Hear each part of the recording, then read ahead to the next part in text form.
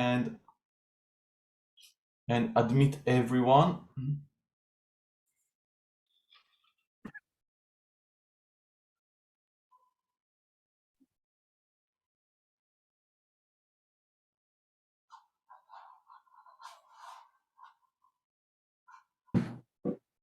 Hello, hello.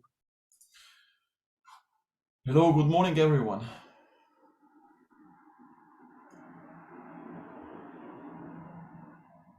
Good morning. Morning.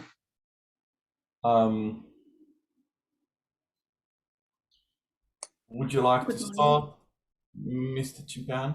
Yes, I will start it in. Yes. Thank you all for joining. We'll we'll admit the other participants that will join. We have actually two mornings, 2 days of discussion on cyber resilience and cyber security, of course, and quite a line of good and super experienced speakers ready to share with us their thoughts, their ideas. Of course, experienced people, super compact and crowded agendas. So a lot of them, they will come in for their panel and then they will leave us. Some of them, I hope, will be able to stay with us longer. So please expect people coming in and out during the online event, which normally is the case for this kind of setups. So my name is Dan Cimpan. For the ones that do not know me, I'm the director of the Romanian National Cybersecurity Directorate. I'm trying to be a bit of a moderator as well, but because we don't want to make it a very rigid and very, let's say, strict format, I think we should keep a bit of flexibility. I will keep, of course, an eye on the time and on the how we move with the discussion in one direction or another. But we'll allow participants, of course, to intervene whenever is possible and whenever they feel it's useful. Maybe as a brief introduction from my side, just 2 minutes of thoughts about cyber resilience that we see it as popping up as a very let's say buzzword and interesting word today. And we see cyber resilience being discussed by private sector, by private organizations that look a bit about how their business respond to cyber threats. That's a bit the way they see resilience and how they plan for this and how capable they are as businesses to defend themselves against cyber attacks. And from this perspective, cyber resilience has a wider focus. It's not only cyber security, but also business resilience. It's the culture of awareness and of course ability to recover from cyber attack. But we see also the cyber resilience popping up in the discussions of academics and in particular of the governmental sector as well. So we see it as a concept popping up left and right with a lot of definitions, with a lot of work that already exists, a lot of good frameworks, like the ones of NIST, for example, and I hope during these days we'll be able to discuss some of those good practices and frameworks and how one organization or one country or one of the speakers of the panelists tackled practically cyber resilience in the day-to-day activity. So it's a very interesting and hot topic. Honestly, it's sophisticated and complex on one hand, but also straightforward on the other hand.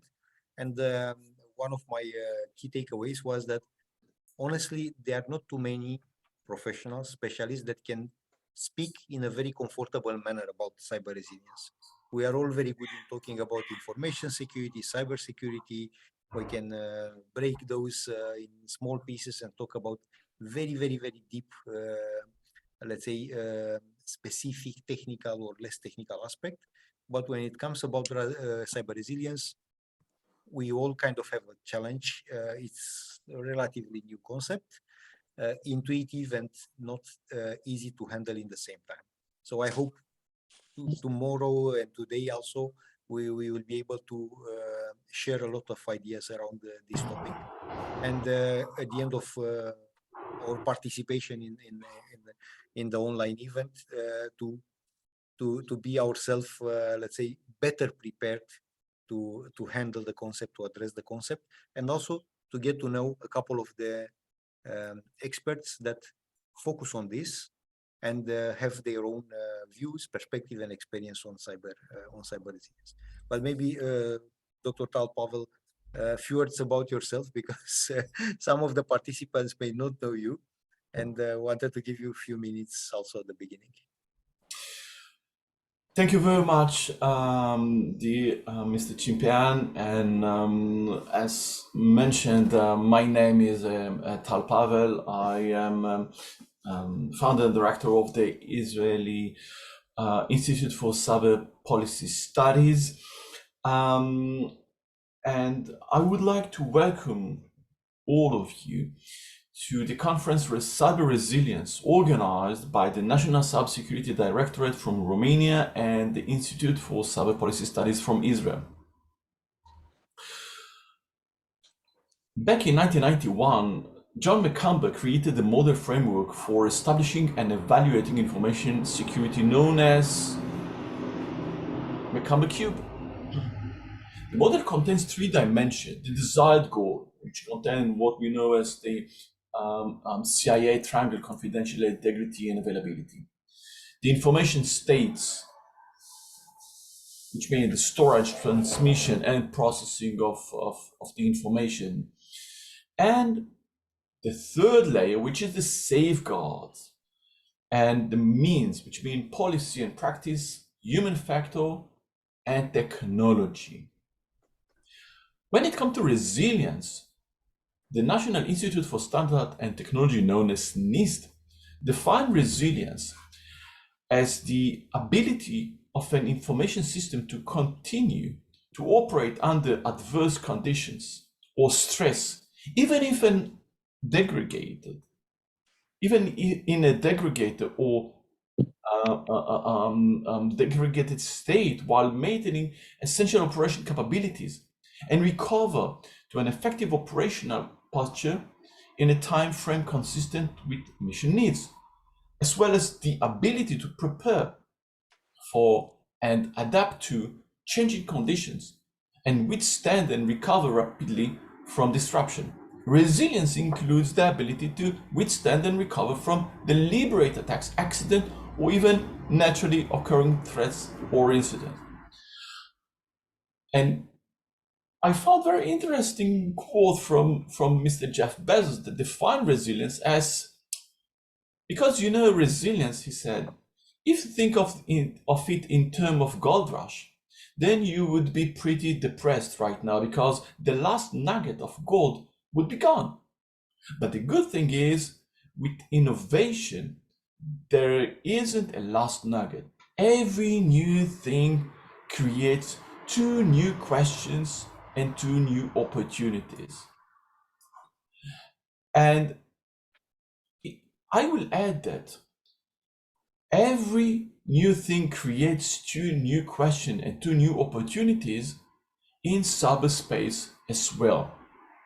If we go back to the McCumber Cube, in most cases we tend to rely on technology as the safeguard and a mean for resilience.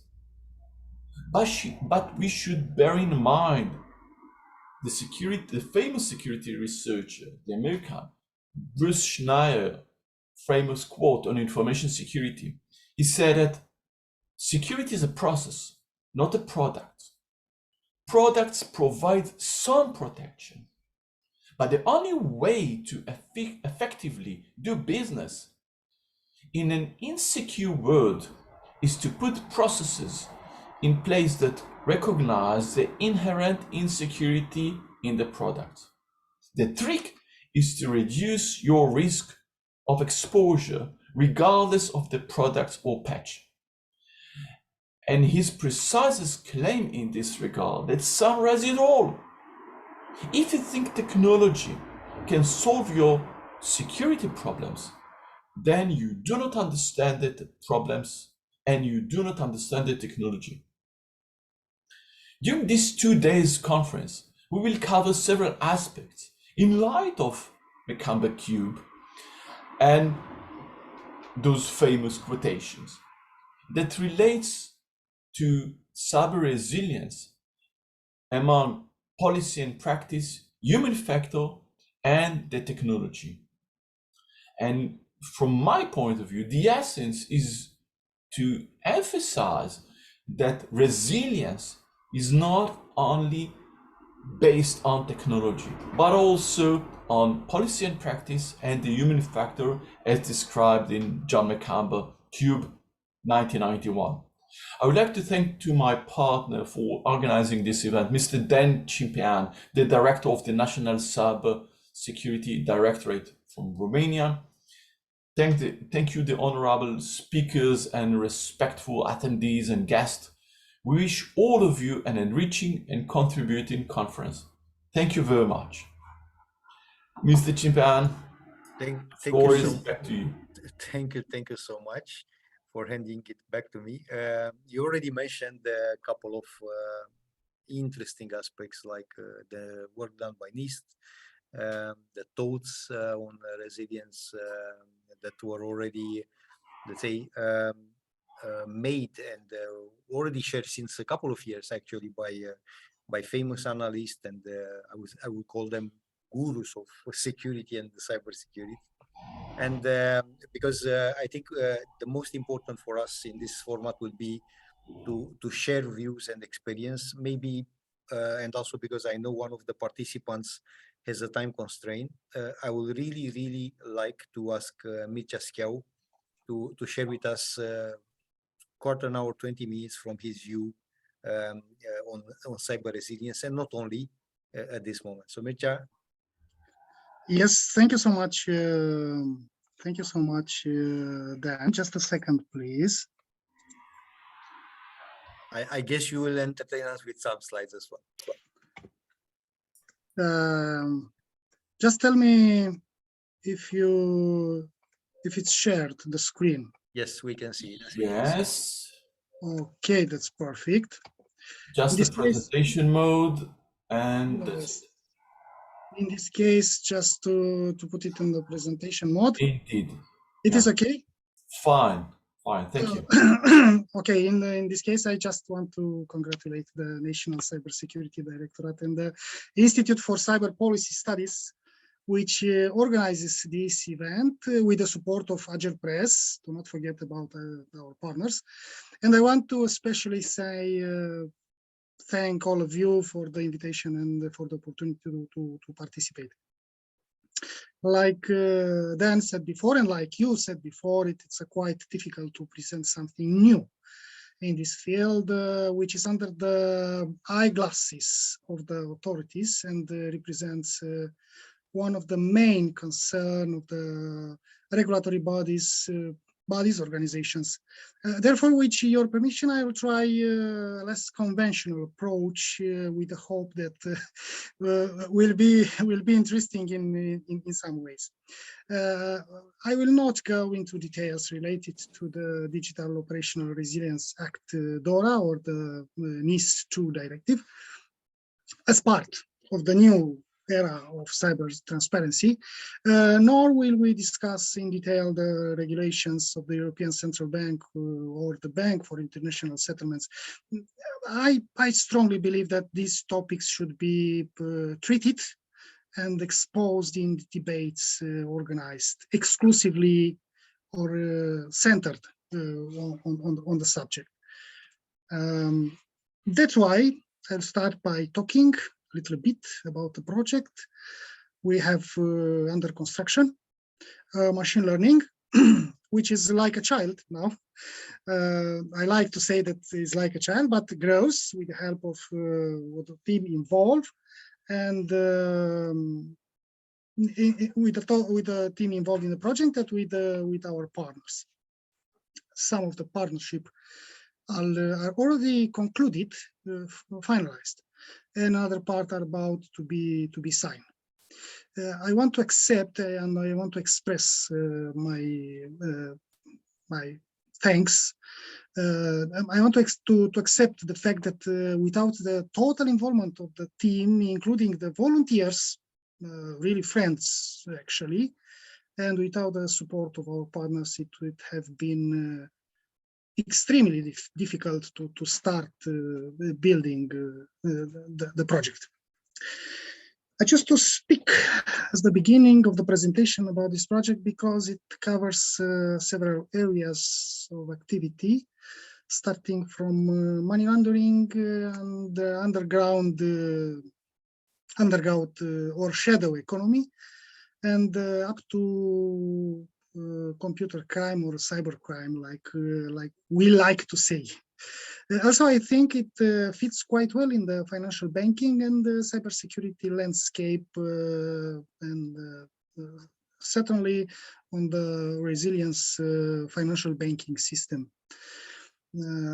We want it to be a machine learning capable of processing data in real time, but for this, it needs to be very, very well trained. The basic information, which is needed at the beginning under human supervision, to be of the best quality. And all other data that they are received along the way to be properly filtered and received in a timely manner. You know, machine learning received information provided by specialized private companies and qualified institutions. The count data are processed based on the algorithms developed by the team members involved in the project, like I told you before, and are inserted, uploaded to the platform. The obtained results are then made available on 3 levels. You can see on the screen, I hope. Access to the first level, it's offered to the general public, freely, sure, and has a narrower informative character. Access to the second level is offered based on credentials to companies with which they are signed collaboration protocols, and access to the third level also based on credentials. It's offered to all platform resources to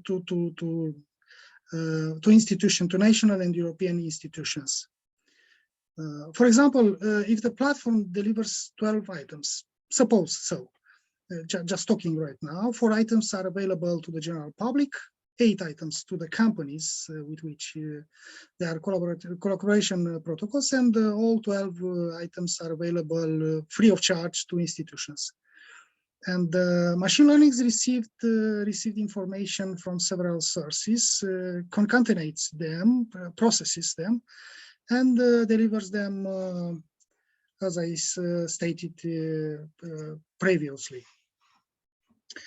Later, with a few buttons, yes, a few button presses, where we can obtain comparative statistical situations between several European states, and check in real time. We want even this desire. It's impossible for now, and it's also particularly difficult to achieve in the short future. But as an example, we can compare shadow economy level between Estonia and Germany, or cybercrime level between some countries. And of course, we are making efforts to cover as large an area as possible internationally outside the European Union. But the project requires additional resources, informations, data that I really want, that we really want to access. At the moment, we don't have entirely. The algorithm that I previously presented is valid for the countries of the European Union are also implemented for the national space. The comparison being made between national counties. Just compare Bucharest with Argeș, or compare Bihor with I don't know, Iași. So it's the same procedure, just the data are different. I chose to approach firstly the FinCrime project because it represents an example of what can be done in terms of early warning or at least awareness of the dangers to which individuals, private companies and institutions are subjects. For sure, things can be greatly improved, and we are really open to any constructive idea.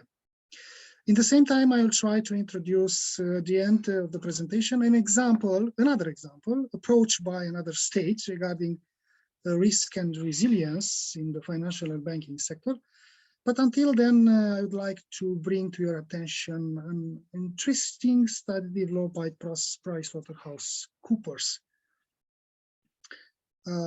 According to PricewaterhouseCoopers 2023 Global Digital Trust Insights Survey, a catastrophic cyber attack is the top scenario in 2023 resilience plan.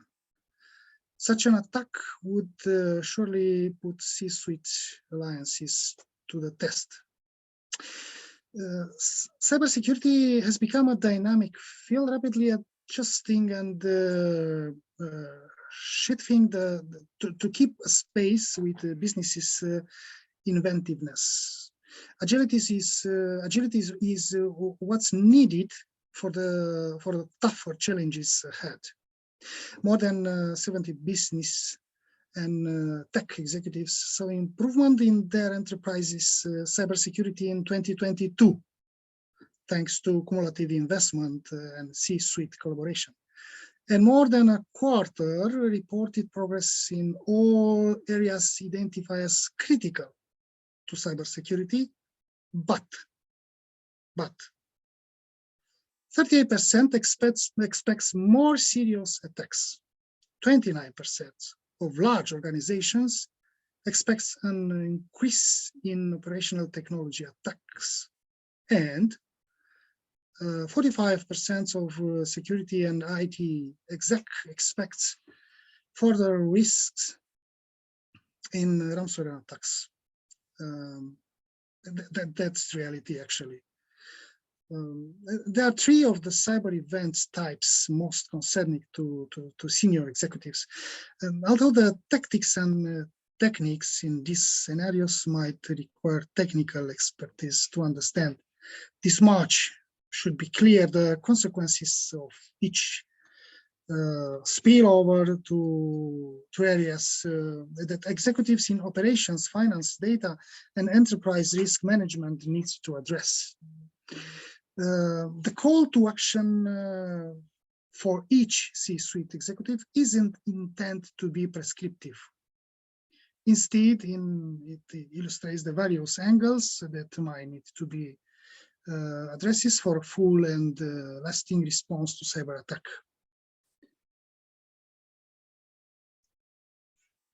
Regarding cyber, disengaged executive could be a point of failure,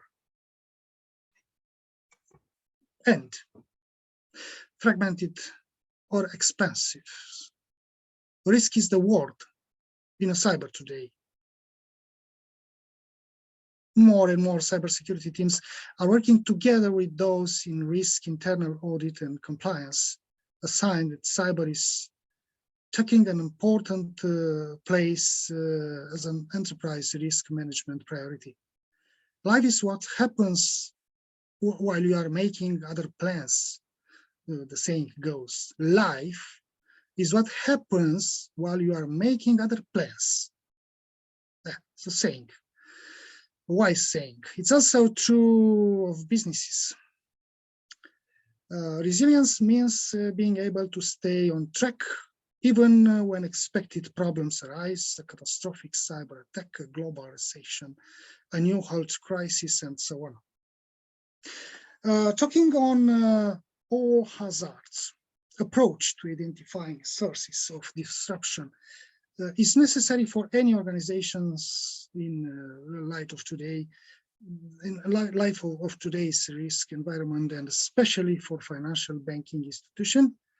But unfortunately, even senior executives worry that their enterprise isn't fully prepared to address heightened threats, only 7, I want to repeat, only 7% of senior executives says they are taking truly integrated, holistic approaches to 5K capabilities that define resilience.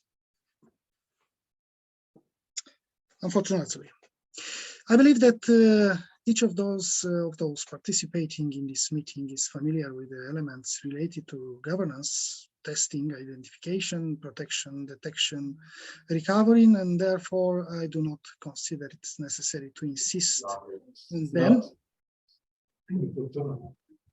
Sorry? Sorry, there was an interruption from one of the attendees. I muted you. Okay. Please. Okay, but we can say something else. I can repeat the phrase approximately.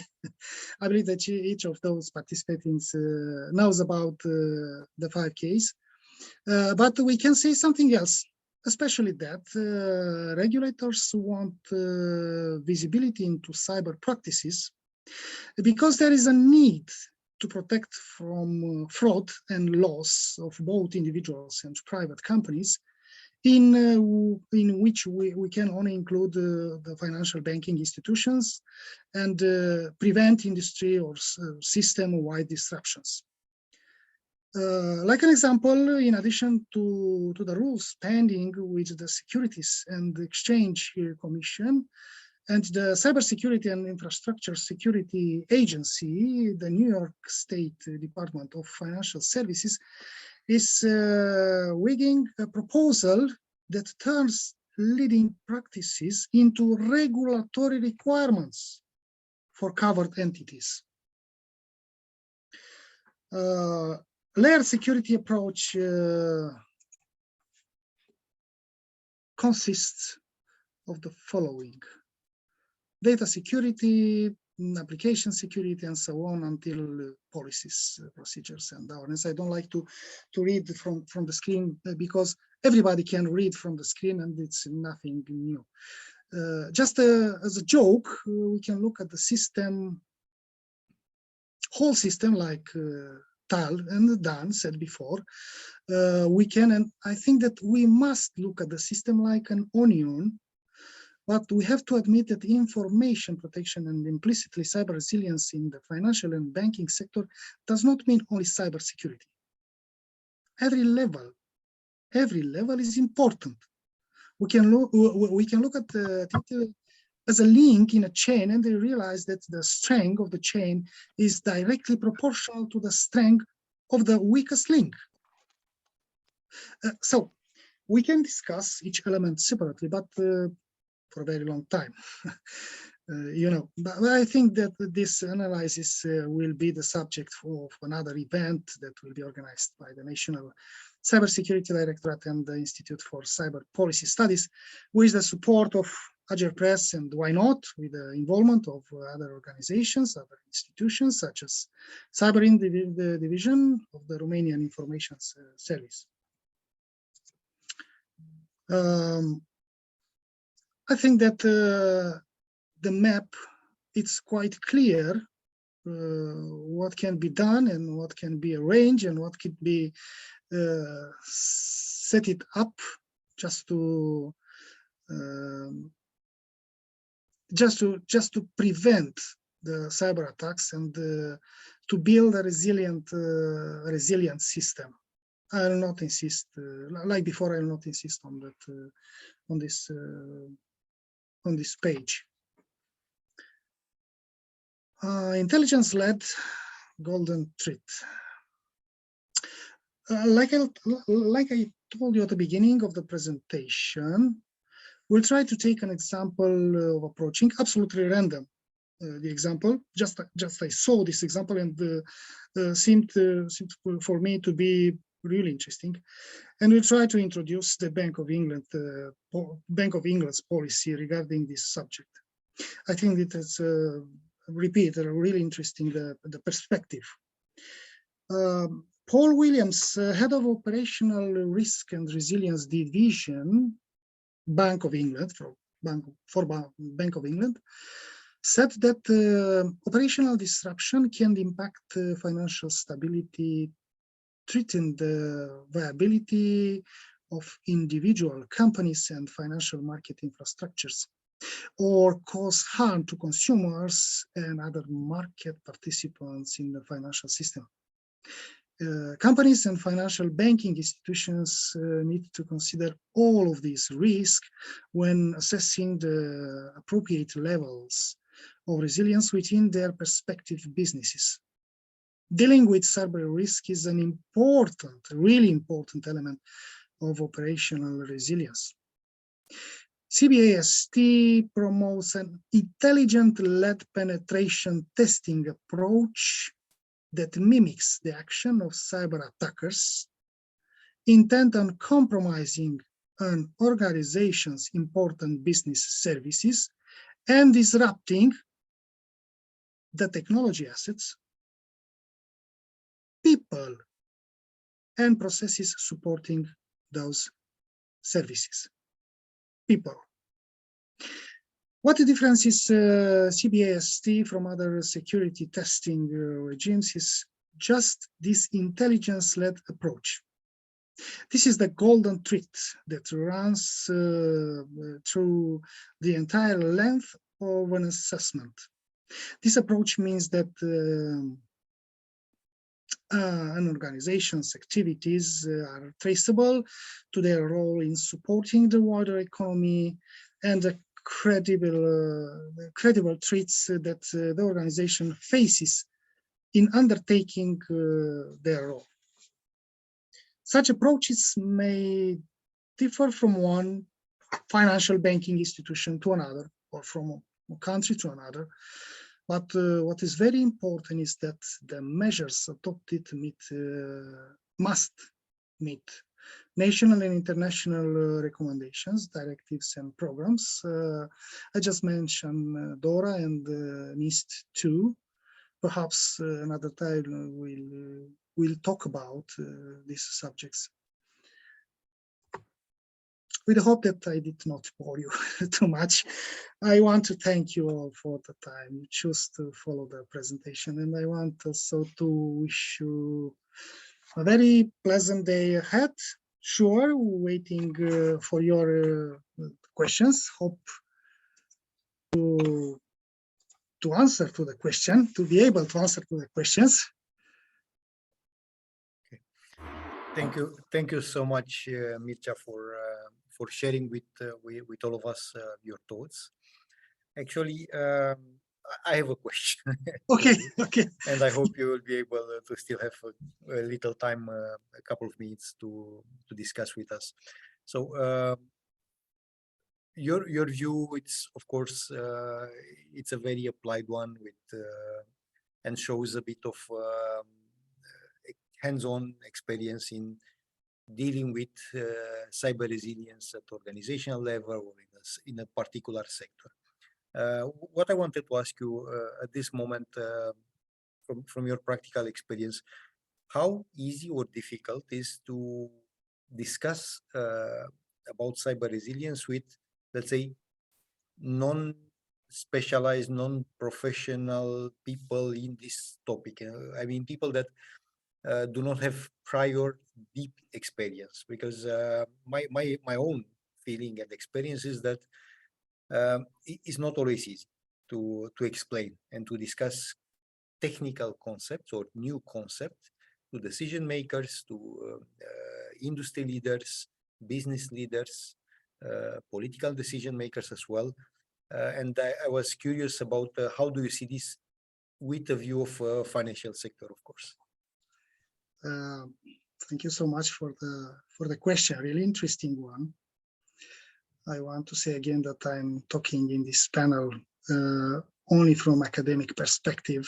I represent Babes-Bolyai University European Institute study, but I'll try to to answer to your question however I can. You know, many people don't realize the danger until it happened, the risk.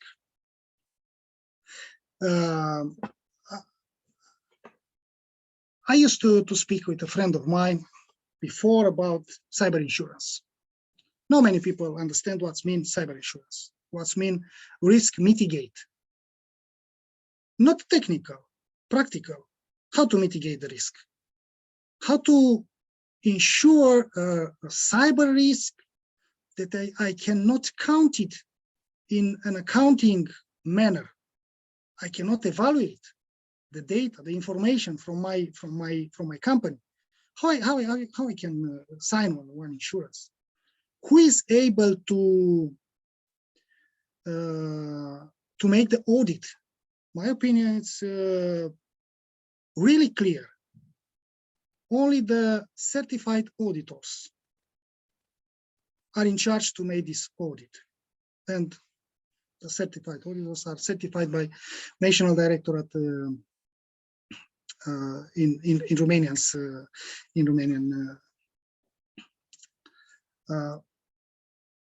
Some of the executives understand the risk. They're engineers, they're economic people, law degree, and their perspective is really clear because it happened to them personally. So wants to protect their companies, but others are really against. We don't need them. We have another priorities. You know, in 2020, if I well remember, 2020 April, happened something in one European institution. I don't want to name it. But at that time, a volunteer group talked about this subject, and one friend of us from NATO, if I well remember, said that investment that in other perspective, in other way, in other situation, would need 10 years of fighting with the decision makers, were solved in 24 hours. Why? Because happened. And then they realized that nobody can work. The whole European institution was fall down. And you know what I'm talking about. Happened in April. After the COVID started the COVID-19. So a little bit difficult. Our role, awareness, your role, together with Romanian police, with other institutions, to promote cybersecurity culture. It's obviously really very important. It's essential. But what I observed, my personal observation, if the teenagers, if the scholarships, if the students understand very well the nature of the danger, I think not older people, because I don't want to say something wrong. I think that decision makers not understand at the same level. Perhaps they have another priorities, but when the risk happens, it's already too late. It's already too late to understand. Absolutely. Much easier and much wiser to understand the lesson from another one, not from your personal experience. You are not forced. It is not need to pass through the same experience like other one. Just ask the experts, learn from them, ask the people who suffered, and you will start to build your own resilience slowly. Nothing is perfect from the beginning. Absolutely. Thank you. Thank you so much. I see there is a question from Octavia.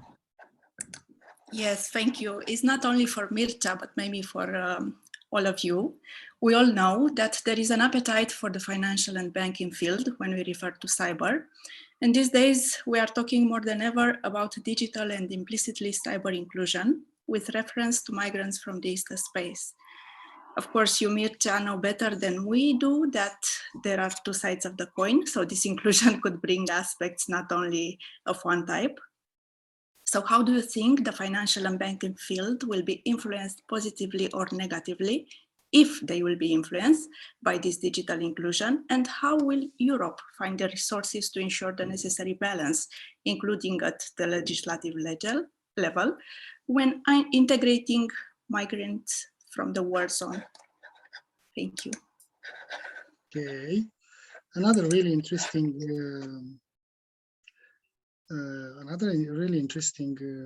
question. I must repeat what I said before to Dana. I'm talking right now from the academic perspective. I'm here in the position of researcher of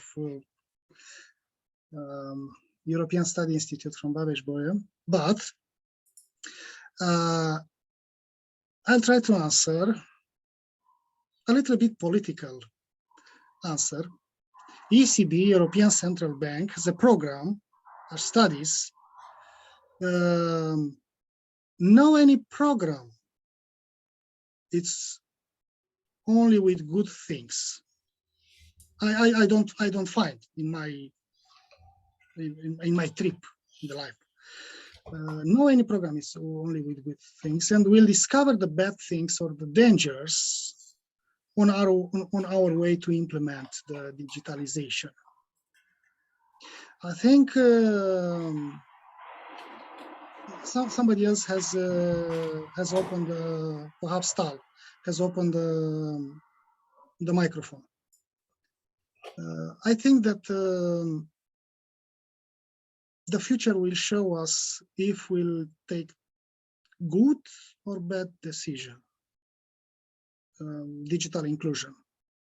I'm pro, if you ask me, personally, with no connection with any institution. Digital is a necessity right now.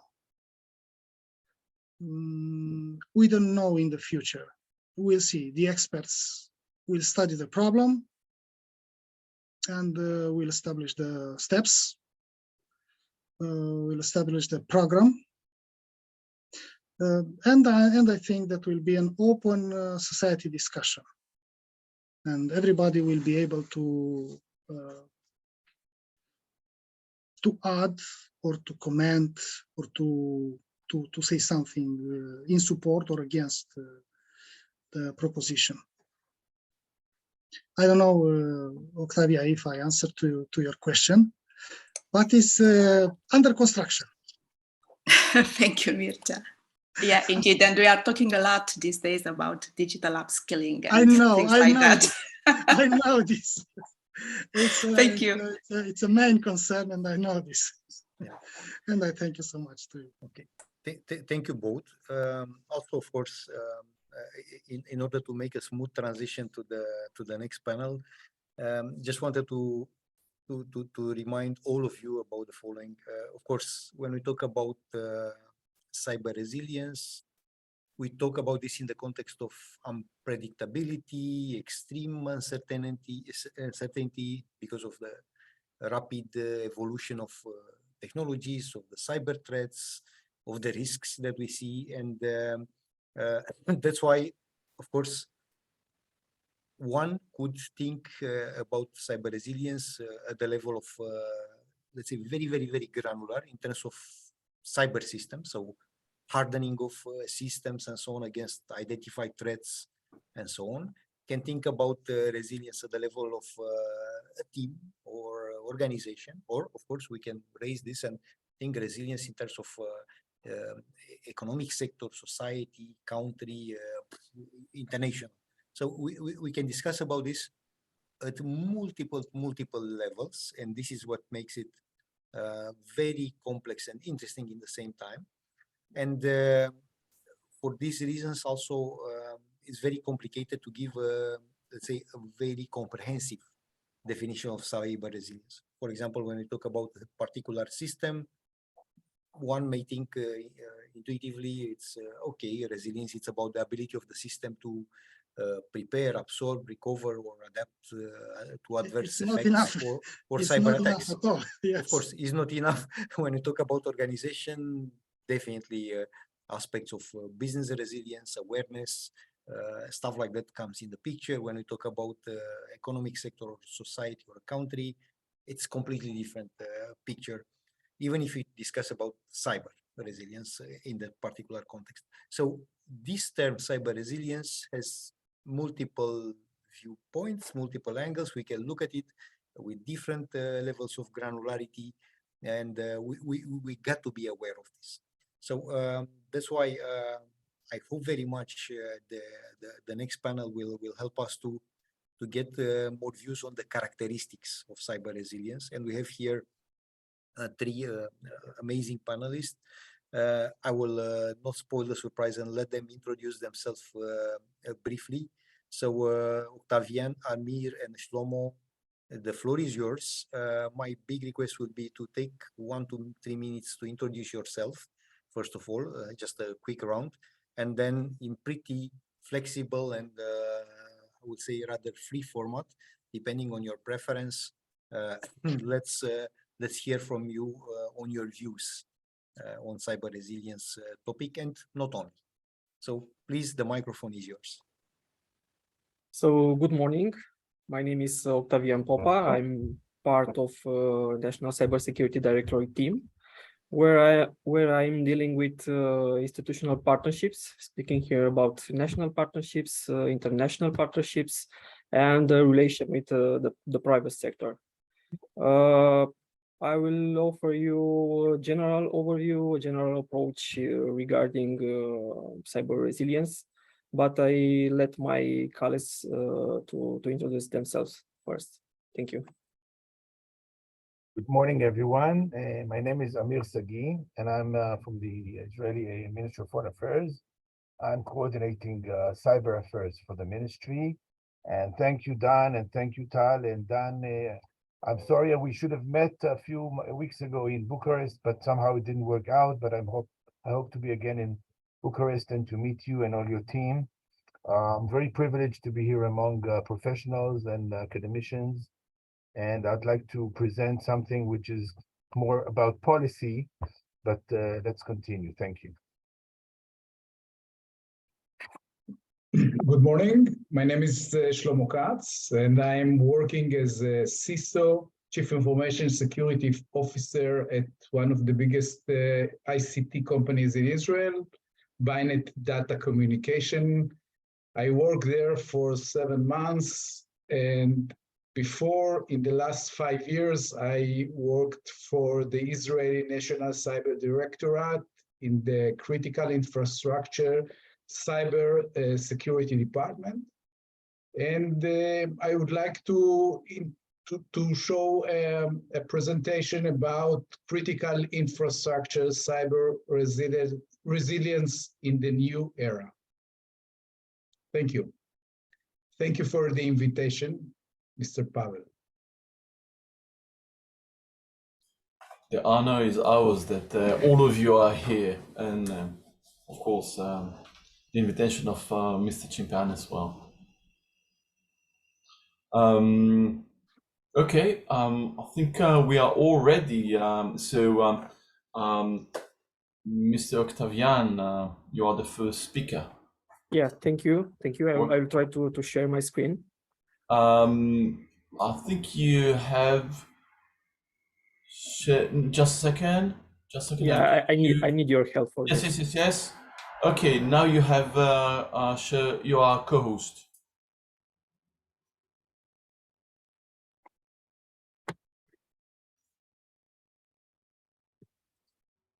So, no? Yes, we can see, just presentation mode and everything is fine.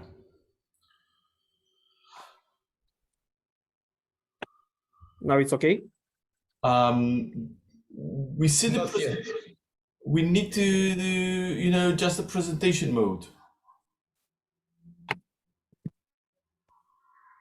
Yeah, now it's brilliant. Thank you.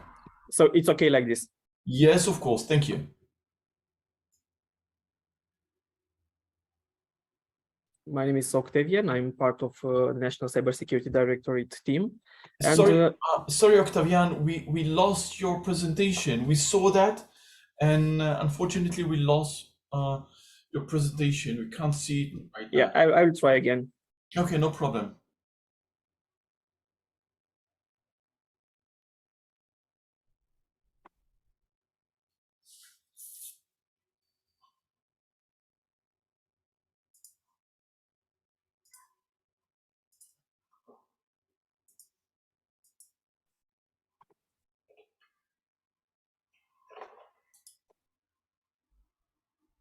It's okay now? Yes, just presentation mode. Yeah, brilliant. Everything is fine. Yeah, it's interesting that it's my second time, I think, that I'm using Zoom, because I usually use other apps for this. So No, it's my fault, but it's a good beginning. Yeah, it worked More perfectly. platforms for this. Thank you, Octavian. Yeah, everything Thank is you. fine. So as I said before, I'll try to offer a general overview, a general approach regarding cyber security resilience. So first of all, I want to introduce some subjects that I want to present in my slides. So I will offer some details about the concept of cyber resilience, about components of cyber resilience. I try to offer some answers to the question why cyber resilience is important. I will speak about enterprise resilience, about how to build a cyber resilience strategy. And first of all, I try to find some definitions of this concept, of the concept of cyber resilience, and I try to collect definitions from different sectors. I try to collect definitions from, let's say, academic sector, from the private sector, and of course, a definition offered by NIST. So first definition that I found for the cyber resilience is the definition offered by our national cyber security strategy, which said that resilience in the cyberspace is the capacity of a network or IT system to resist to an incident or a cyber attack and to resume normal functioning. Another definition is offered by IBM, so it's a private sector opinion regarding this concept. So resilience in the cyberspace describes the ability to continue delivering intended outcomes despite experiencing challenging cyber events, such as cyber attacks, natural disaster, or economic slumps. Another one is offered by Micro Focus, which said that resilience in the cyberspace is the ability of an organization to enable business acceleration, enterprise resiliency by preparing for, responding to, and recovering from cyber threats. To continue Mircea's presentation, I have here a definition offered by European Central Bank, which says that resilience refers to the ability to protect electronic data and systems from cyber attacks, as well as to resume businesses operations quickly in case of a successful attack. Now we have an academic perspective regarding resilience, that is saying that resilience refers to the ability to continuously deliver the intended outcome despite adverse cyber events. And now the most known and the most important definition that I found regarding the resilience in the cyberspace is that offered by NIST. So NIST said that the resilience is the ability to anticipate, withstand, recover from, and adapt to adverse conditions, stresses, attacks, or compromises on systems that use or are enabled by cyber resources. I put on blue some keywords, and now in the next slide, I'll have the most important, the keywords that we can put on the table regarding the definition on cyber resilience. So we have keywords like ability, like capacity to resist continuously, recovering from cyber events, and so on. So my next slide is regarding the question, as I said, the question why cyber resilience is important. So a cyber resilience strategy is vital for business continuity. It can provide benefits beyond increasing an enterprise's security posture and reducing the risk of exposure to its critical infrastructure. Cyber resilience also helps reduce financial loss and reputational damage. And if an organization receives cyber resilience certification, it can instill trust in its clients and customers. Further, a cyber resilient company can optimize the value it creates for its customers, increasing its competitive advantage through effective and efficient operations. So, speaking about mitigation, financial loss should lead to a loss of confidence from company stakeholders, such as shareholders, investors, employees, and customers. According to 2020 Cyber Resilient Organization report offered by IBM Security, more than 50% of organizations experienced a cybersecurity incident that significantly disrupted information technology and business processes. Moreover, the average cost of a data breach is more than 4.24 million, according to Parliament's 2021 cost of breach study. Speaking about gaining customer trust and businesses, to attract customers and gain their business, some organizations comply with international management standards such as ISO 27001 provided by the International Organization for Standardization. To manage assets security such as employee details, financial information, intellectual property on third-party entrusted information. Speaking about increasing competitive advantage, cyber resilience provides organizations competitive advantage over companies without it. Enterprises that develop management systems based on best practices such as information technology infrastructure library create an effective operation. So when developing a management system for cyber resilience, and as a result, this system creates value for their customers. So I try here to offer some answers why cyber resilience is important. I will continue with some details regarding what is enterprise resilience. So enterprise resilience is the ability for an organization to address strategic, financial, operational, and information cyber risk in a manner to drive business growth, profitability, and sustain modernization. So why is enterprise resiliency relevant to the era of crisis management, for example? So we've seen that COVID-19 caused businesses to react and change in many ways. It touched enterprise workforces, supply chains, liquidity, and provided many other opportunities to pivot in response to risk. Chief among these is the conversion of traditional channels to digital, both during and after the pandemic. Other risk-based opportunities includes, as I found in an analysis offered by Micro Focus, a strategic component. So strategic risk can affect the sustainability of an organization. This includes geopolitical, business continuity, reputation, trust, competition, regulatory, insurance, and legal risk. Speaking about financial risk can undermine the liquidity and capital, cash flow, volatility, solvency, and have implications for regulators, tax complexities, and employee outsourcing. Speaking about operational risk can affect the way organizations operate their processes and people. They include employee well-being. Sorry. Yeah, it's okay now. Unmute. Yeah, it's okay now. So it was from one of the guests. Sorry. Yeah. So I was speaking about operational risk.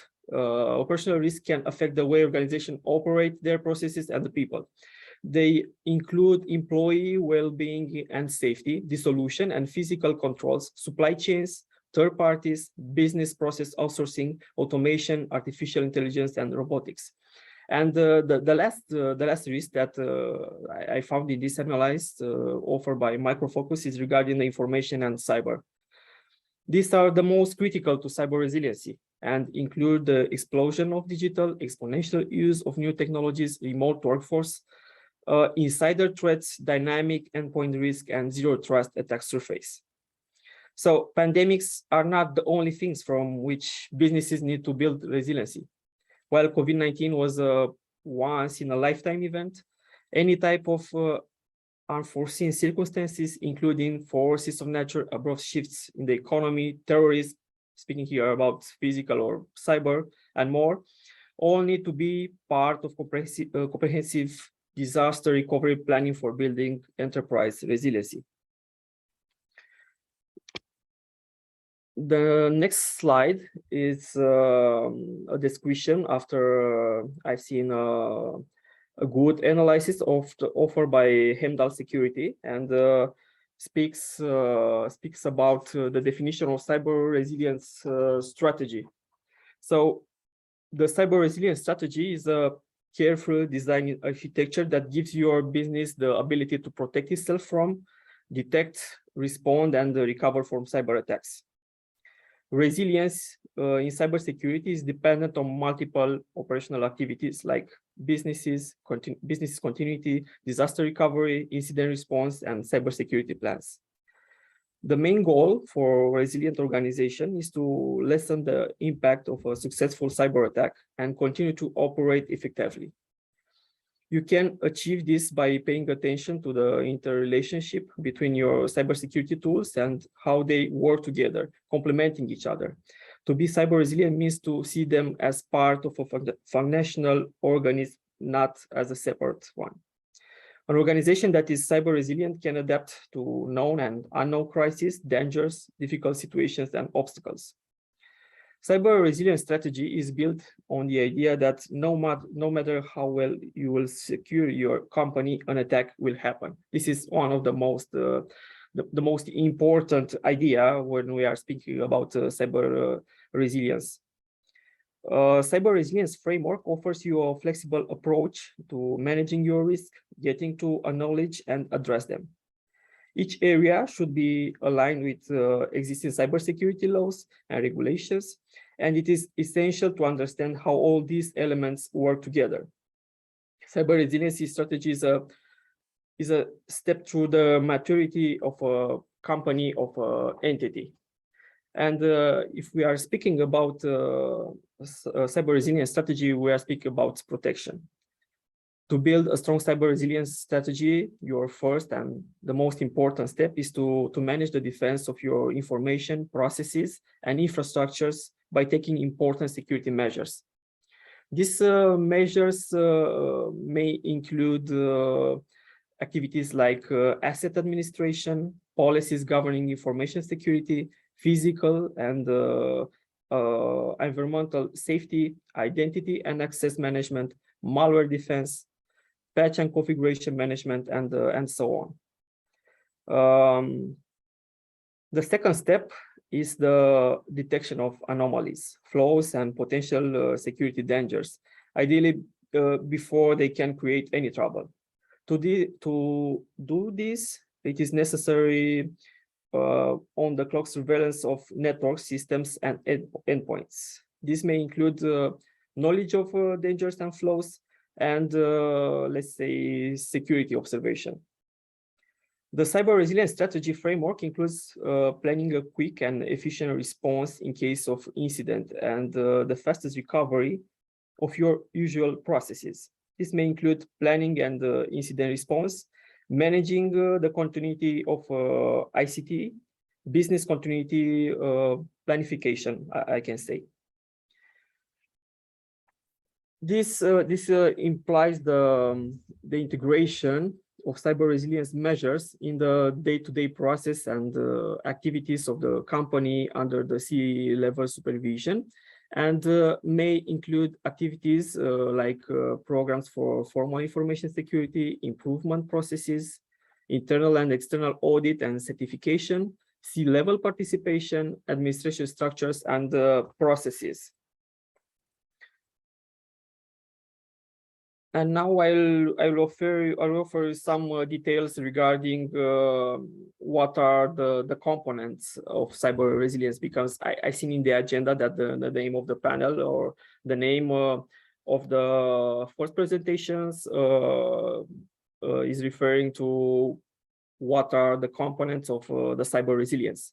So a comprehensive digital transformation that addresses cyber resiliency requires integration of cybersecurity throughout the enterprise lifecycle to protect the business, detect for changing risk surface, and evolve the capacity to address with changing threats. So, speaking about protection component, a good cyber resiliency strategy protects your systems, your applications, and your data. You need to ensure that only authorized users can access your system and that you can track them wherever they go once they are into strong identity access management. You also need to be able to detect vulnerabilities in your applications, finding any weaknesses that might be exploited.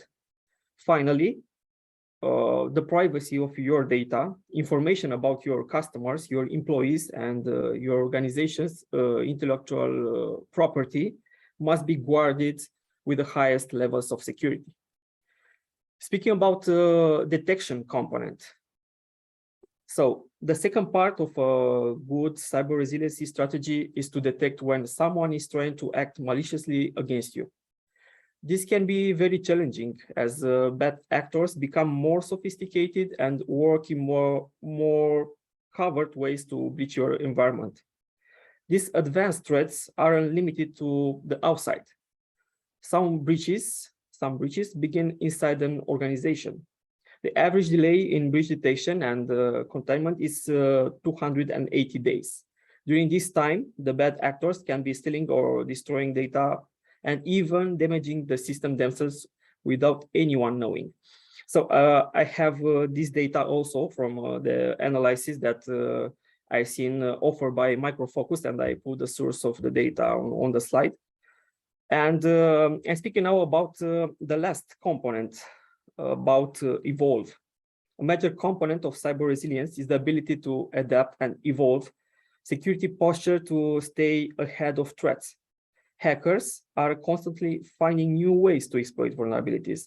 They know that there will eventually be a fix for what worked yesterday, so they are constantly trying to figure out what will work tomorrow. A cyber resilient organization will anticipate the new attack vectors through threat modeling and work to defend them even before they become a vulnerability. To evolve requires the ability to quickly deploy and integrate existing and new services, both on premises and in the cloud. It also requires access to industry intellectual property and best practices, ideally built into the products and tools being used for security. And I will continue my presentation, trying to offer some details regarding some characteristics or features offered by NIST, because I consider NIST is the main actor in our presentation, in our speaking about resilience, cyber resilience. So in defining cyber resilience, NIST lists 4 distinguishing features of its focus and threat assumptions. As a technology leader in an organization, you should understand these features and their applicability to your cybersecurity efforts, just to be there to understand perfectly. So, first of all, should prioritize the mission or business. When building a cyber resilient system, your focus should be on protecting the capabilities that support the organizational mission or business. You need to ensure your organization can continue to run and achieve its core objectives despite a cyber attack. You should prioritize what you must protect and be willing to sacrifice less important functions in exchange for those that are critical. For example, in a healthcare environment, You would prioritize the system that serve your patients and provide healthcare over your billing or HR functions. This is not to say these other functions are not important, but you must choose to protect the capabilities of your organizational mission. As the technical leader in charge of cyber resilience, you need to work with your organization's leadership team to identify the systems that must be protected first. You should also pay attention to the APTs, to the advanced persistent threat. The focus of cyber resilience is on the advanced persistent threat, APTs. An APT, as we all know, is a malicious attack on an organization's IT infrastructure. The intent of APTs is to compromise an organization mission and obtain information. APTs are sophisticated and have significant resources. They are adaptable and they will attempt to mask their efforts as user error, hardware issues, or other non-cyber related events. APTs intend on maintaining a foothold in a system and remaining undetected for as long as possible. The response to APTs should be a system that can anticipate, withstand, recover from, and adapt to a broad and diverse suite of adverse conditions and stresses on system containing a cyber resources. An example of a response to an APT would be to have a robust failover strategy when a critical system is compromised. That would enable you to maintain uptime while you constrain a threat and take the affected system offline. You should also assume a hacker will breach or compromise your company's systems. When you focus on APT, you are assuming an attack. You are assuming an attack will happen, and you build your systems to withstand it. Protecting against an APT goes beyond preventing access to your systems and asset loss. It's about building a plan and a series of defenses for when your system are compromised. Any large, complex system will have vulnerabilities and flaws that can be exploited. You cannot absolutely prevent your system from being infiltrated. This is true before your system are compromised and during an ongoing and evolving attack. Your perspective needs to take into account all of this situation into account. So once you build the best possible wall around your network, ask yourself, what defenses should be added once there is a breach? Sit down with your team and run through the possibilities of core businesses disruption. Assign roles and responsibilities to remediate systems once the disruption happens. A little planning will minimize the chaos and allow you to respond faster. You also should expect that the hacker to maintain a presence in your systems. Due to the stealthy nature of APTs and their adaptability, you must assume that an APT may pose a persistent threat. So this is the P for the APT, that the APT is persistent. Once APTs have breached your systems, they are often sophisticated enough to return. It's important to be vigilant and prepare your team for a long-term response. Cyber threats continue to become more prevalent and more sophisticated. Responding to them requires preparedness beyond intrusion detection and prevention. By building a cyber resiliency plan, you can protect your organization and respond in a better and quicker way when the worst happens. So this was my presentation, my slides regarding, as I said at the beginning, general approach, general overview regarding cyber resilience.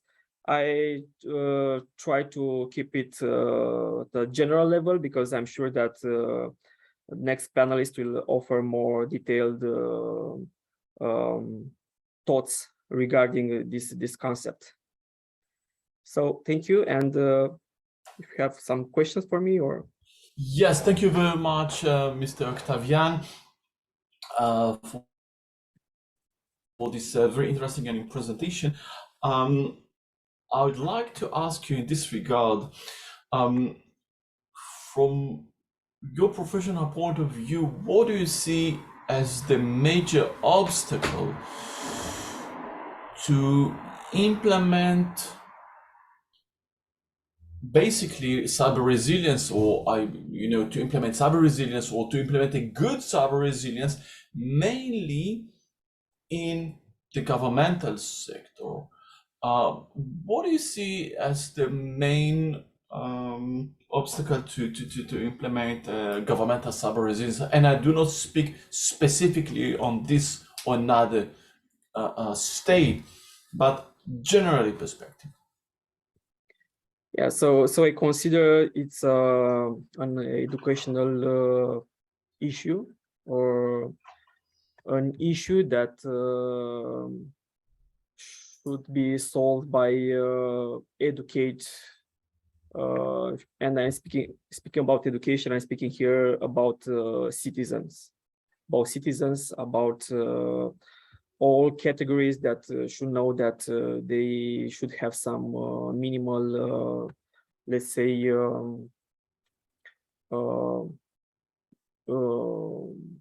minimal knowledge regarding cyber attacks, regarding cyber resilience, regarding the first steps that they should know when they are dealing with a cyber attack, for example. So my answer is regarding education and awareness. I will put on the table these two main words, let's say, for me are two key words. And if we have in our minds education and awareness, we can act together in order to prevent cyber attacks and to raise the level of cyber resilience. Yeah, definitely. I think both of us agree on the importance of education, awareness, and training in cybersecurity as a general, and especially in resilience. Thank you. I see that we have a question from Ms. Octavia. Yes, thank you, Octavian, for such a comprehensive presentation. I wouldn't say general. And what I want to underline, because of the surprise factor, there is always a threshold between what we propose on paper and what we achieve in terms of cyber resilience. Therefore, at the organizational level, could you please summarize in one advice, how do you think we could find the maturity not to be distracted by aspirational, let's say, and ignore the baselines when resilience is required? Thank you. Yeah, thank you for the question, Octavia. As we are always saying during our presentations, during our presence in events like this, cybersecurity and cyber resilience, it's a duty of all of us. So acting together, and I'm speaking here about governmental sector, public sector, and private sector. So the solution for me is to have a team at the national level, a team with participants from all the main sectors in order to act together, because it's a common duty. It's a cybersecurity. It's a common duty for all of us. Okay, thank you very much, Mr. Octavian, for your presentation and answer for the questions. And if we do not have any more questions, let's proceed to our next speaker, Mr. Amir Sagi, Cyber Coordinator at the Cybersecurity Department from the Strategic Affairs Division at the Israel Ministry of Foreign Affairs in Israel. Mr. Sagi, thank you for joining us. The floor is yours, and I think you have already host privilege, so you can share your presentation with us. Sure, I'll share it, just a minute. And share screen.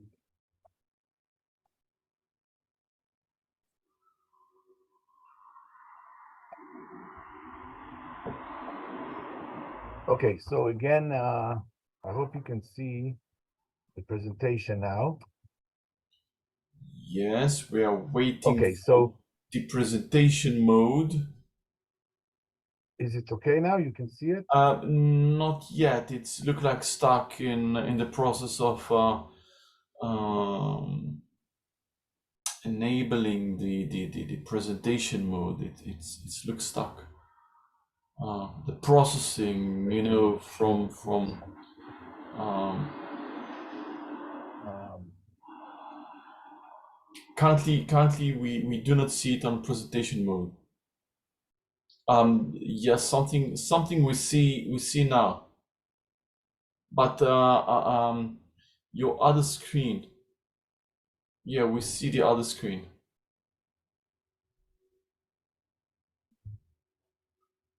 We see your work, by the way. Now is it okay? Let's see, just a minute. Not yet. How about did you press the presentation mode button? Oh, I'll try again.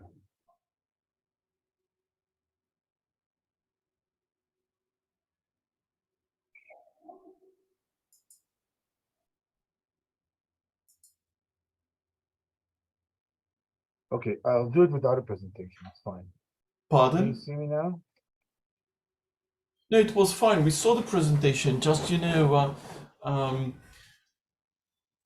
present I'll it do in it without presentation sharing mode. the screen. Okay. Can you see me? You yes, You but see me or? you. Okay, so I have some difficult No, no problem. technical We will difficulties wait. We here. will wait a second or two. Please No, feel free. the question, do you see me now? Yes, Because I yes, cannot see you. yeah, we Okay, can. so what I'll do, I'll try to speak in like few minutes on a different subject related. You discussed the resiliency within the national system. I would like to talk from the perspective of international relations and how Israel is leveraging its cyber, I would say, strength into our international cyber international cyber strategy, especially when we're trying to make sure that, as you all mentioned, the resiliency doesn't start only with those that understand and know the problem. It starts with the weakest link. And the weakest link in this sense is always those countries that are have less defenses and less capabilities. So among these, this very distinguished group, I don't need to talk a little more about the Israeli, I would say, superiority in cyber. We have managed to build very strong national capabilities. Our ecosystem is very, very much developed, and the ecosystem is what we need to nurture. It's not enough to build it how we did it a few years ago, but also to nurture and to continue to build it all the time. So one of the most important things that we put emphasis as a government on is education. It's a separate discussion. I won't go into details, but how Israel is maintaining investing in education, starting from today, even middle schools, of course, high schools, and then into the academy, in order to make sure that our manpower pool, or the human resources pool, is always full. And from there, both the industry, the defense system, and the academic institutions can take their human capital. Israel is investing a lot, not only because it's the need to have enough trained manpower going into the security services, the military, but also because our startup, I would say, ecosystem is also an economic boost to our economy. So it's both from the national security point of view, but also economically.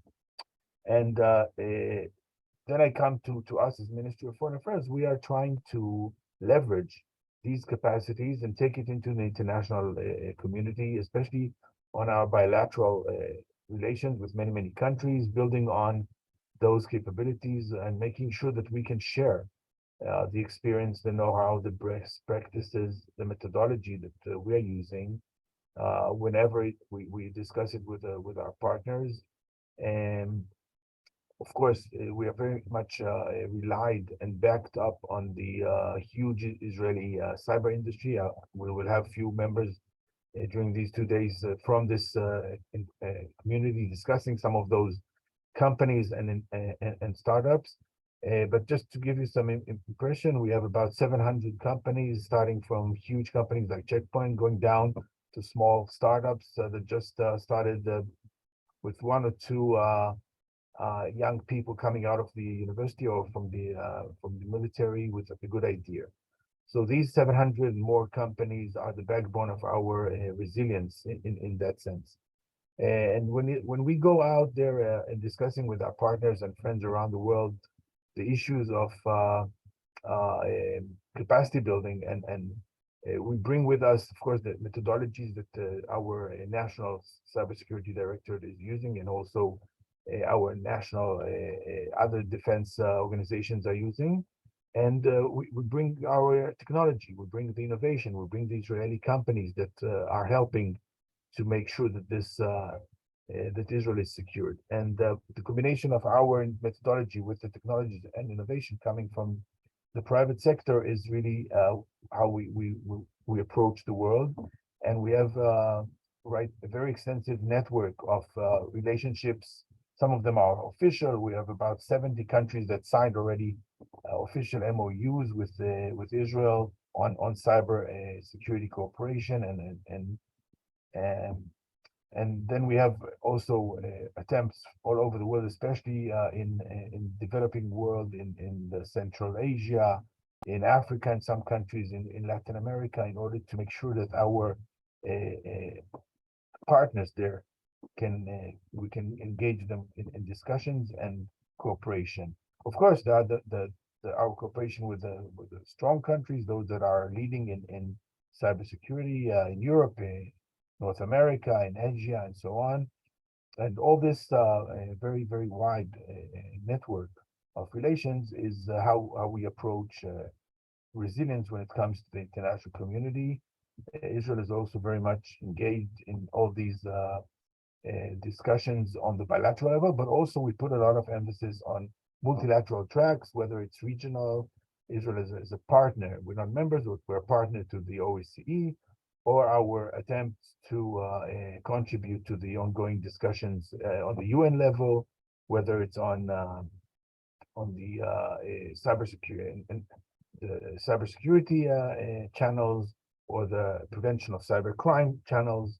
And we're very much there, engaged, and trying to contribute the best we can. So thank you very much. And if there are any questions. Do we have questions from the audience? Well, I'll ask you, Mr. Sagi, a question. You said that Israel, due to its background in security and cybersecurity, can and do contribute to other partners, nation states around the world, and what is, I'll say, the most desired topic of cooperation and contribution when it's come to Israeli knowledge and cyber experience, what are the lanes of cooperation that is most expected around the world? Can you hear me, Mr. Sagi?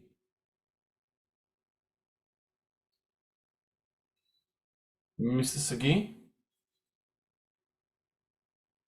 Okay, well, it's looked that we have a problem with Mr. Sagi, and I will keep my question for later on. It looks like there is a technical problem with Mr. Sagi, so let's move on to our third speaker, Mr. Shlomo Katz, Chief Information Security Officer at Binate Data Communication Ltd from Israel. And Mr. Katz's presentation will be on the critical infrastructure cybersecurity challenges in the new era. Mr. Katz, thank you for joining us. You have co-hosts, so you can start. The floor is yours. Thank you. Good morning. Can you see my presentation? Yes, everything is fine. Everything is fine. Thank you. Okay, so I introduce myself. I am Chief Information Security Officer at Binate Data Communication, and before I worked for the for the Israeli National Cyber Directorate for 5 years, and I would like to share with you one of the challenges is the critical infrastructure cyber resilience in the new era. Just a small slide about our company. We provide end-to-end cyber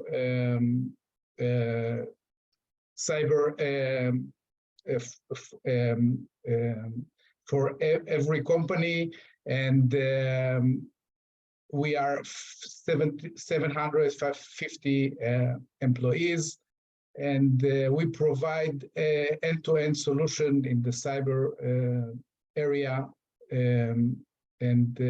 Let me start out my presentation about the presentation is divided into 3 topics. First of all, I would like to talk about the electrical power, the production and the supply chain today. Then I would like to talk about the challenge of the new cyber of the new distributed power production in the new era. And at the end of the presentation, or the third part, I would like to talk about how to reduce the risks in the new era. So the risk of critical infrastructure is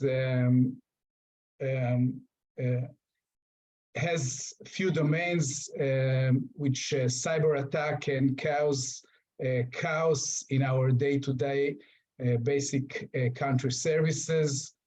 But in my opinion, most of the the critical, the most critical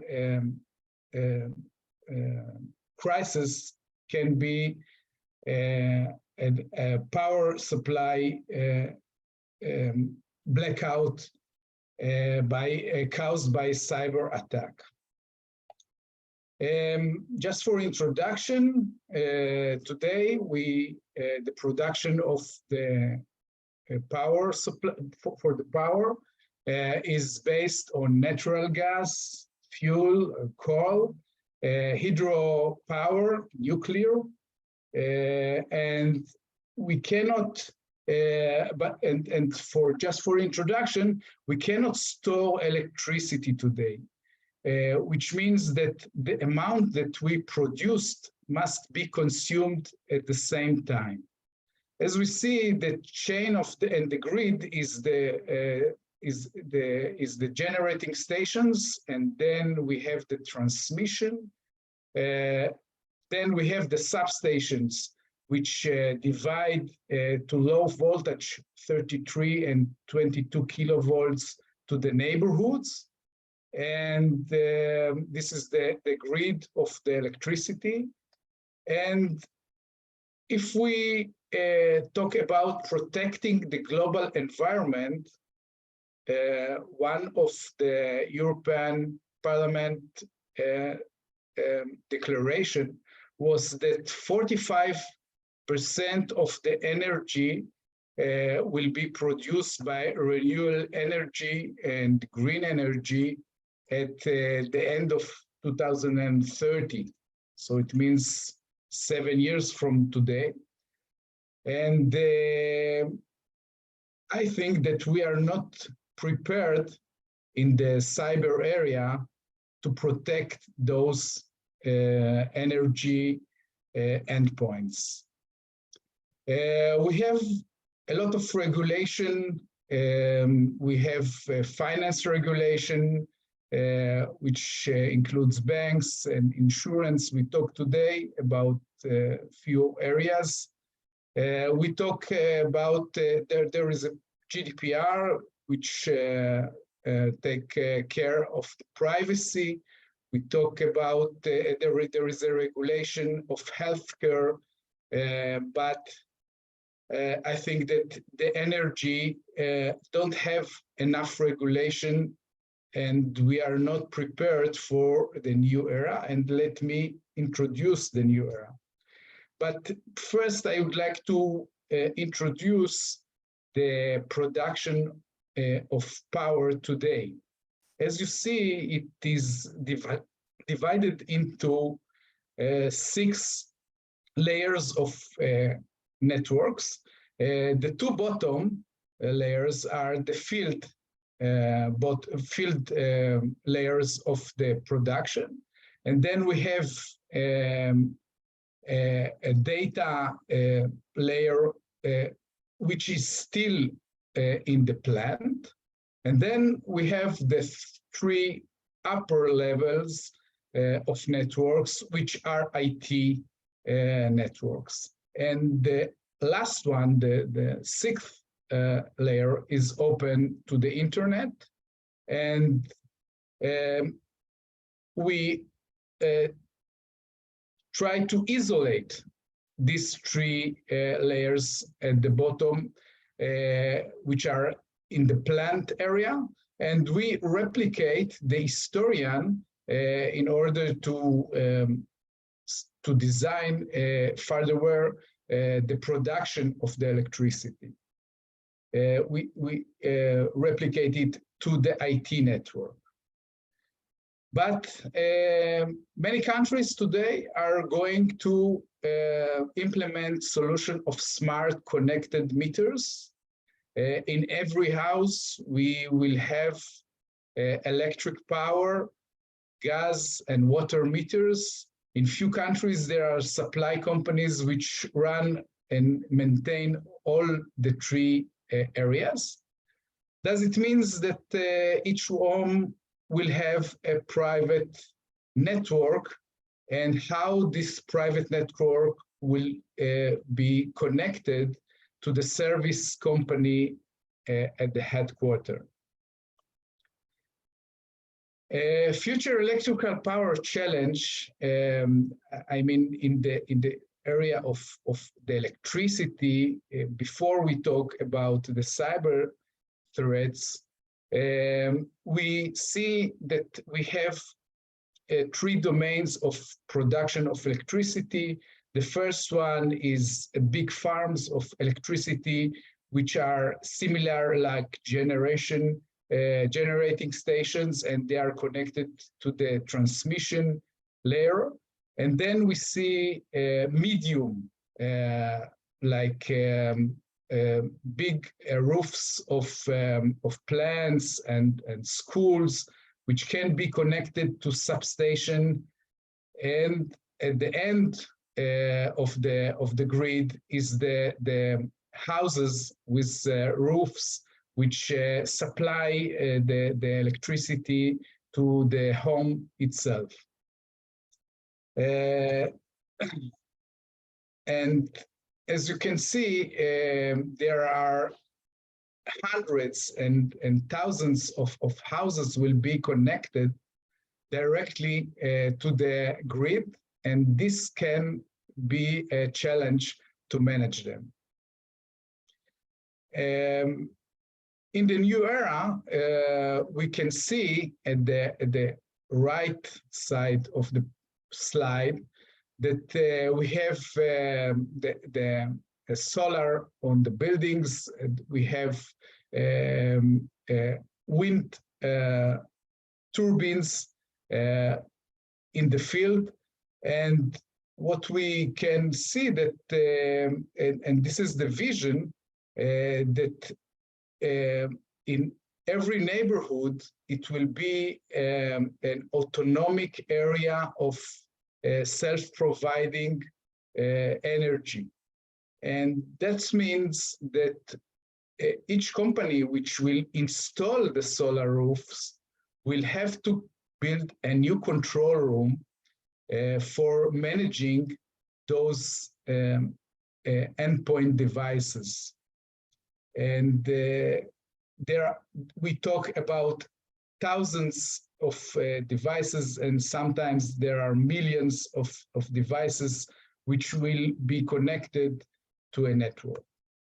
This is the distribution control center.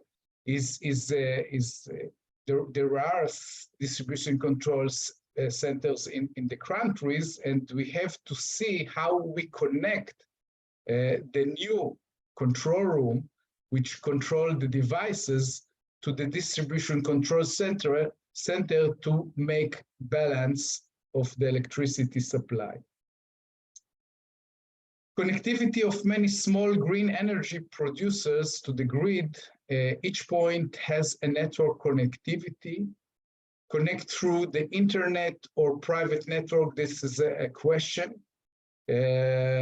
Connect each device in every home, or make it a network and then connect the network to the headquarters. For maintenance, what about the authentication? We see today that most of the endpoint devices has the same username and the same password, and it's easy to guess the password. It's always something like 1, 2, 3, 4, 5. We see small producers, companies that don't have cybersecurity methodology, same as Siemens or GE or Schneider Electric, the biggest companies which provide today the control systems to the plants today. And the question is, are we prepared to deal with cyber threats in IoT area, not only in the cyber in the production of electricity? I mean that, are we prepared to deal with IoT in all the fields, in transportation and healthcare and other areas? I think that we deal today with the challenges of the past and not focused on the challenges of the future. Preventive maintenance, going to the cloud. Optimization of power production needs analytics and machine learning capabilities. The biggest energy companies, such as Siemens, SGE, make this power production analytics in the cloud. They take all the data from the plants in each country, and they take it and they upload it to the cloud, and then they make analytics. Also, there is preventive and forecast maintenance, which is made by machine learning, and it's also implemented in the cloud. It means that sensitive data is stored in different locations in the cloud, and we don't have control about where it is stored and how it is how it is safe there. How to reduce the risk? For my opinion, the green energy companies in each country needs cybersecurity regulation and guidelines for installation those devices and the remote maintenance, because we understand that the big issue is to maintain thousands of roofs, and it should be implemented remotely. So this is a very big challenge. Cybersecurity Department of Energy should provisioning and make risk assessment in each company. And I think that every country has to establish a SOC or a NOC, a security operations center or a network operations center for all companies to control the whole production of the endpoint and to balance the electricity in the country. Layer security. We see few layer security. So the first one is the physical security on each endpoint. Controllers should be locked in a closed cabinet. Supply chain security before installation, we have to control that no hacker or actor or other actors will inject some bad software in the endpoint device. We have to secure the operation guidelines, which means people, processes, and technology, secure data in cloud. And we have to assure that the preventive maintenance and the production optimization is secured in the cloud. Common requirements is change management and incident response for each event that can occur in the field for a device or for the whole network. And my last slide is a few recommendations. I think that we should separate the metering network from the power production network.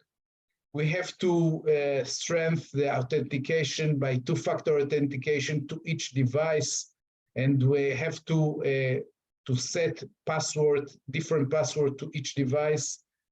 We have to install small firewalls in every house and to ensure only allowed communication from outside to OT devices, which means the zero trust model.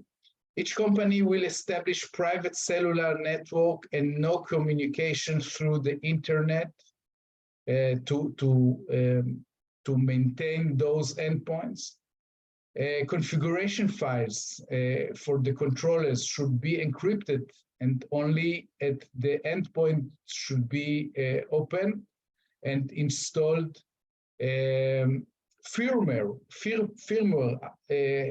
of each control for each controller to be developed and defend against hacking in the software supplier offices, and remote firmware installation for upgrades and patching for bugs of software performance improvement to be secure.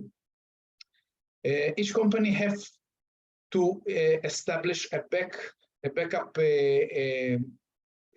solution to back up all the configuration files on each controller in the center secure bucket. And that's all.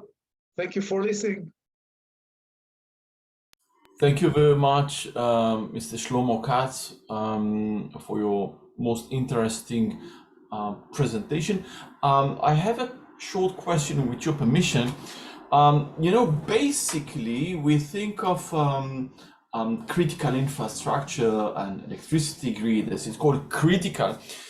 And I wonder myself who may be the attackers, the adversaries. And since it's critical infrastructure, first of all, I thought of nation-state actors, APT, as mentioned previously by Mr. Octavian. But since you've mentioned IoTs and other facilities, I wonder currently, who are the attackers? Or, well, who are the attackers are divided into whether we know of current cyber attacks against electricity grid and such critical information, critical infrastructure, and who may be the adversaries due to the ongoing improvement in electricity grid infrastructure, and as you presented, solar panels on our roofs. So who are and who may be the potential adversaries to perform such cyber attacks? I think we have few cyber attacks actors that can be in this field. As you said, in the area of electricity and power supply, it might be nations like it was in Ukraine and Russia war. It starts in 2015 in a cyber attack in Ukraine. The black energy. Yeah, 250,000 citizens suffer from electricity blackout. But I think that also activists can focus on, let's say, lights on roads, that they can make a cyber attack and make a chaos in a country, in area of politics, that they can stop all the transportation in each city and make a chaos in a city. We see a lot of IoTs that can be interested by different actors.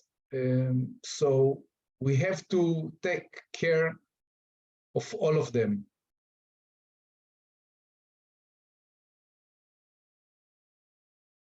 Sorry, I was on mute. Am I right in my assumption that since we have much more platforms and much easier way to connect, as I mentioned, IoTs and such, can we expect to lowering the entry level of adversaries to perform such cyber attacks and perhaps, I don't know, perhaps it already happened, but at least in the near future, to see such cyber attacks performed against electricity grids performed as you mentioned, hacktivists or even terrorist organization or cyber criminals, and not only nation states actors? We can see also the hacking in pipeline in the US, which was running a ransomware in the IT area and the IT network, and the company decided to shut down the plant and to stop providing gas to the gas stations. So I think that it's not only a nation's area or battlefield, it can be also a finance crime, activist crime, and I think that many countries don't think about this area in all the ways that it can be influenced us? Well, that's the reason that your presentation was so important as the others here, this conference, to raise the awareness and to spread the voice and the message of the importance of cyber resilience, in this case, in the electricity grids and critical infrastructure. Thank you very much, Mr. Shlomo Katz, Chief Information Security Officer at Bynet Data Communication from Israel, for your presentation on the critical infrastructure cybersecurity challenges in the new era. Thank you very much, Mr. Chimpean. The floor is back to you for our next panel. Thank you so much. My suggestion, because I got some requests from a couple of participants, and I hope everyone will agree with this. May I suggest like 10 minutes tops coffee break and mails break for some of the participants, and we restart the panel at 10:15 Central European time, which is 11:15 Israel and Romania time. If of course okay for everyone. Yeah, brilliant. So if you don't mind, let's take a 10 minutes break. We hold the lines and we reconvene in about 10 minutes with the next panel. Wonderful. I will pause the record. Yeah.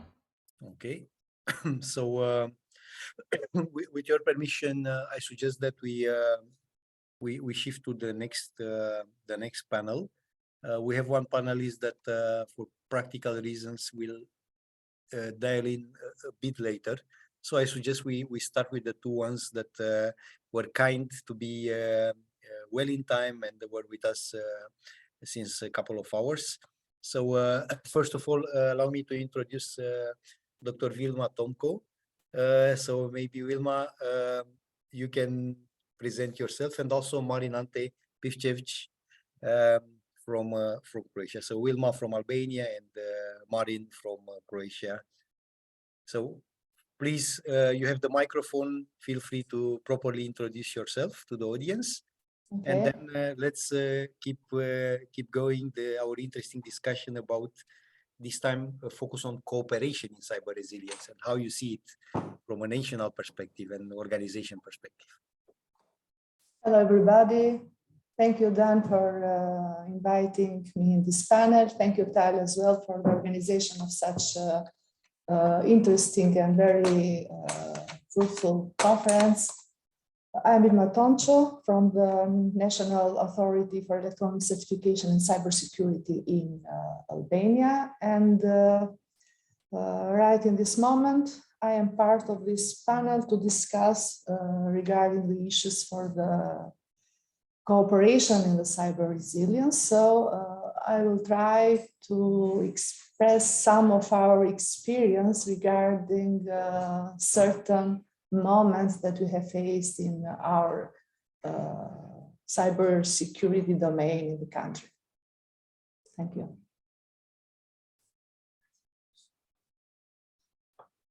Okay, thank you. So Marin? Yeah, well, hello everyone.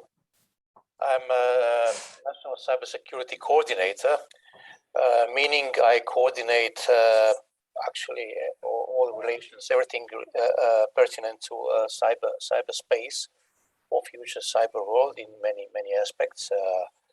So I'm one of the creators, builders, regulators, and whatever. So I'm a member of European Competence Center board, and also ECCG, and also they're doing certificates. And I don't know, actually, in every group that is dealing with cybersecurity on all issues as a coordinator. That's all for now. Sorry, I was muted. Thank you so much. So with your permission, I suggest that we proceed forward, and maybe a practical, a logistical aspect, because I don't know if you have slides or not. If not, we can do it in interactive way, and I will shoot to you some questions. So let me know in the case you intend to share some material or slides, or we'll do it in a free format. Yes, for me, it's better to do it in a free format this time. Okay. So Yeah, I have a couple of slides just to point out some things. So okay. if needed, So- I'll point them out. Okay, absolutely. So maybe with your permission, if you allow me to shoot the first question to Wilma, not scripted at all. I can guarantee you this, because I'm not a big fan of scripted questions. I prefer to put a bit of stress and pressure on our fellow panelists. But I see also Rastislav it's joining, so maybe we can wait 1 minute to allow him to introduce himself at the very beginning. So Rastislav, can you hear us? Okay. Yes, sorry for being a little bit late. No, you are just in time, just in time. Hi, Because Dan. Wilma and Marin just introduced themselves. So we wanted to allow first the panelists to briefly introduce themselves, and then allow them to share with us from their views and experience on cyber resilience cooperation. So maybe just a couple of minutes to introduce yourself so the audience knows a bit about yourself. Probably not minutes. I don't want to bore you, everyone. 30 seconds, 30 seconds. Oh, okay, that makes sense. Okay, good morning, everyone. My name is Rastislav Janota. I am director of the National Cybersecurity Center in Slovakia. And as you know from the name, the National Cybersecurity Center is an entity who is basically overlooks cybersecurity system in Slovak Republic. We are part of the National Security Authority, which is an organization dealing with the technical regulations, with the encryptions, with many other topics, including, for instance, trusted services like electronic signatures, etc. Cyber is one of the topic of our organization.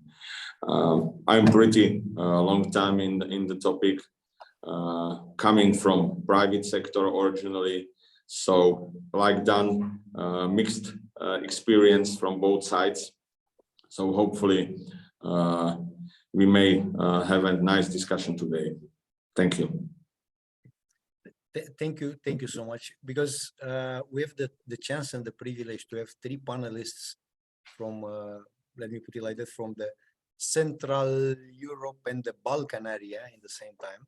And we all know for this geographical region, in particular, cybersecurity and resilience, it's pretty important from different perspectives. First of all, a lot of interesting things happen, a lot of incidents and attacks and developments, to put it like that. But also, based on what we noted in the last couple of years, there is a lot of focus from national perspective and from regional perspective to build resilience. And build resilience, of course, by means of closer and stronger cooperation, closer and stronger information exchange, alignment of best practices, improving the manner our own organizations that are responsible for cybersecurity at national level, improving the manner they act, they behave, they operate. And my personal opinion is, when we talk about cybersecurity and resilience, the most important ingredient is people. It's the experts, is the teams, is the brains behind this.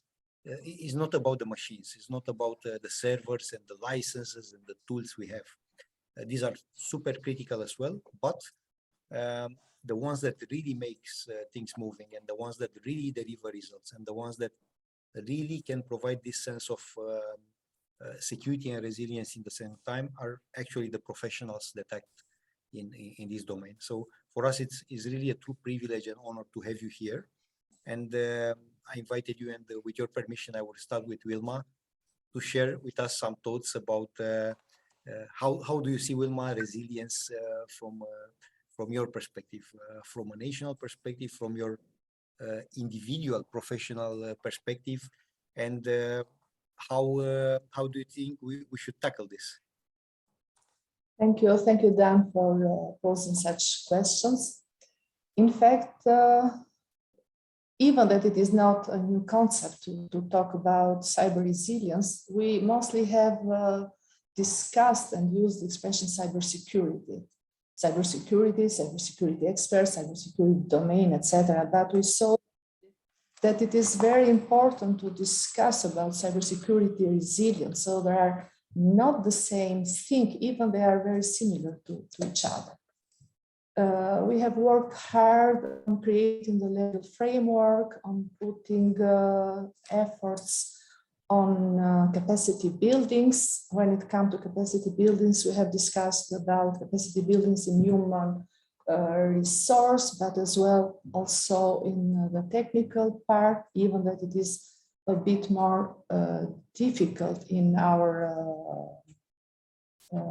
side. But what we see, lastly, we have to put more efforts in cyber resilience because the investments and increased investment in the digitalizations of all the society, in the digitalization of public services, we saw that it is not done the same investment in the cybersecurity and also in the cyber resilience. So it is a kind of lessons learned from our part to be more focused in such domain. What we see is that when you are digitalized, you are more in the focus of hackers in order to damage systems, in order to hack information, in order to steal information. And moreover, we see that now the cybersecurity issue is not anymore a national issue. It is a kind of geopolitical issue. That means that we are more exposed to not only specific hackers that are targeting to profits, to gain something, to steal something, but we are also exposed to other attackers, states attackers. So the damage is much more in these cases because they are more structured and more organized to create issues in the critical information infrastructure. So what we see is to invest more and more, not only in the technical domain, but to the human resources.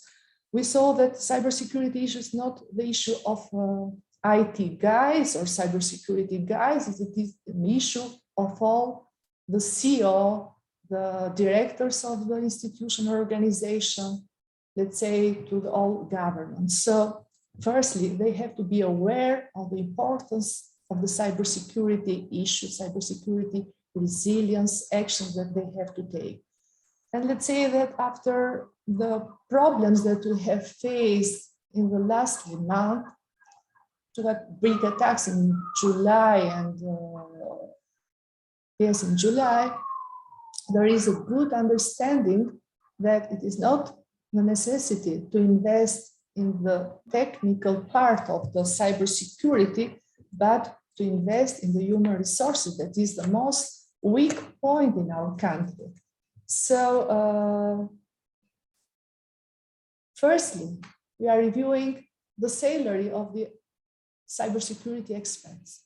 Secondly, we are trying to organize them and to find the best experts in the country in order to keep them here and to work for us.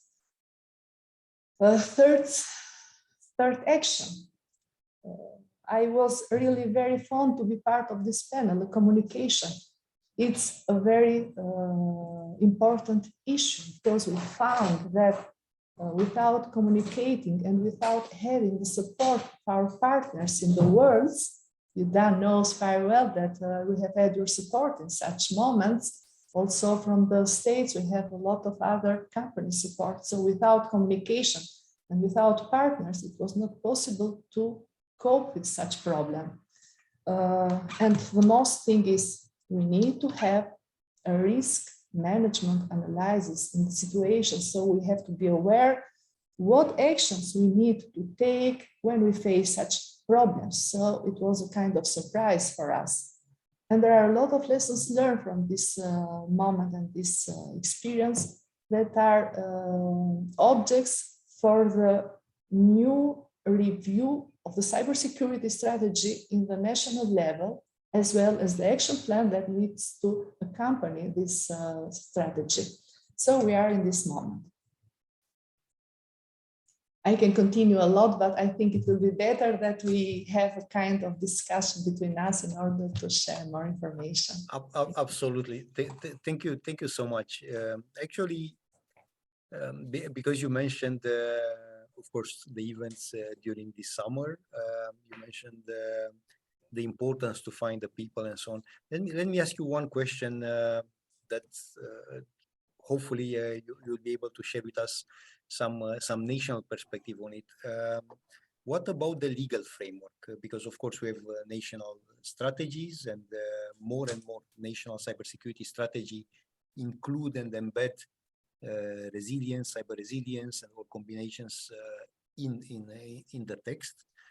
We see also at international level, for example, at the European Union, there is the new cyber resilience act actually in place that focuses, as you all know, a lot on resilience from the perspective of ensuring that products with digital elements have fewer vulnerabilities, and that manufacturers are responsible for cybersecurity through a product life cycle, about improving transparency, about better protection of users and consumers, and so on. So there are different angles, and definitely I would say regulatory framework, the legal framework, it's also equally important if we want to build strong cyber resilience at national level or European level or international level. So maybe from this perspective, how do you see it, and what key actions are taken at national level? Yes, it's right. We are in the moment that we are reviewing our existing cyber security law in the country. And we have declared that we have to fully implement the NIS 1 directive. But when we saw that the EU countries are in the process or in the moment that it is approved the NIS 2 directive, we saw that maybe some elements of this new directive, we can implement this in this moment in order to have a certain period to implement it before we make the new changes for the new law NIS 2 directive that we have to follow up. So maybe we cannot implement everything that is included in NIS 2 because we have to digest first it and after to prepare in our national law. But some elements we have tried to include in it. And some exclusions that we have had from the previous law, like classified information network, security network, we have excluded from our previous law. Also the ISPs and some telecom operators, we have excluded such operators from our cybersecurity law. We are trying in collaboration with them now to include them in the cybersecurity law, because everybody now is aware that they have to increase the level of the security and not to be a separate island where everybody creates its regulation framework to implement the security measures. So we are trying to include all of them in the main law of cybersecurity. So this is our action for the moment, and we have to include also the state police that were totally independent network and certain other critical information infrastructure. They are all have to be included in the cybersecurity law. And as you know, we have asked several consultation with EU experts in this, and for the moment we are, let's say, having their recommendations regarding the new law that we have to approve, let's say, in the beginning of the next year. maybe some thoughts from my side, and thank you so much for sharing with us a bit on this status, where you stand on updates of the law. I have a question. Yes, please. Sorry, no, Dan. No, I don't want to interrupt you. Just, it doesn't need to be right now, but the answer. But Dr. Tomko mentioned collaboration, and I wonder, we speak about collaboration, cooperation between governmental institutions and nation state, and how all of you, the panelists, see the possibilities of cooperation in cyberspace and cybersecurity and as a general, and cyber resilience specifically, because on one hand, as Dr. Tomko just mentioned, we need to cooperate and to share information and in order to protect ourselves better, sometimes from same threats. But on the other hand, do we really can or want to share information, knowledge, capabilities, our disadvantages, our lacks, and some way even vulnerabilities, even with our partners? So just something to thought about. How can we, I mean, nation states and governmental entities can really cooperate and share cybersecurity and cyber resilience in particular? And sorry for interrupting you, Dan. No problem. I'm happy because that's a tough question for the for the panelists. Yeah, I see that it's a tough question. Yeah, I see that. Well, it's not a really tough question, if I may. For you, not. Yeah, well, it depends. Thing is, we have to be clear when we talk about information, sharing information, participating information. We have to make clear what is intelligence and what is not intelligence information. So intelligence information is completely the other part, but most of the information, important information, actually are not intelligence at all, and we should share it. For example, I look at resilience of cyberspace holistically. It's actually, because cyberspace is basically consists of subjects, of objects, and the relations between those and what's happening there. Objects, of course. What was that? Objects was of course the human avatars, and the subjects. The subjects are human avatars. The objects are all the elements, and the relations are whatever is happening. So when we share information, we share information about the objects, about the relations. And when we're talking about the objects, we're talking about the same rules, the same certification models, the same standards. We are still making that. We are still because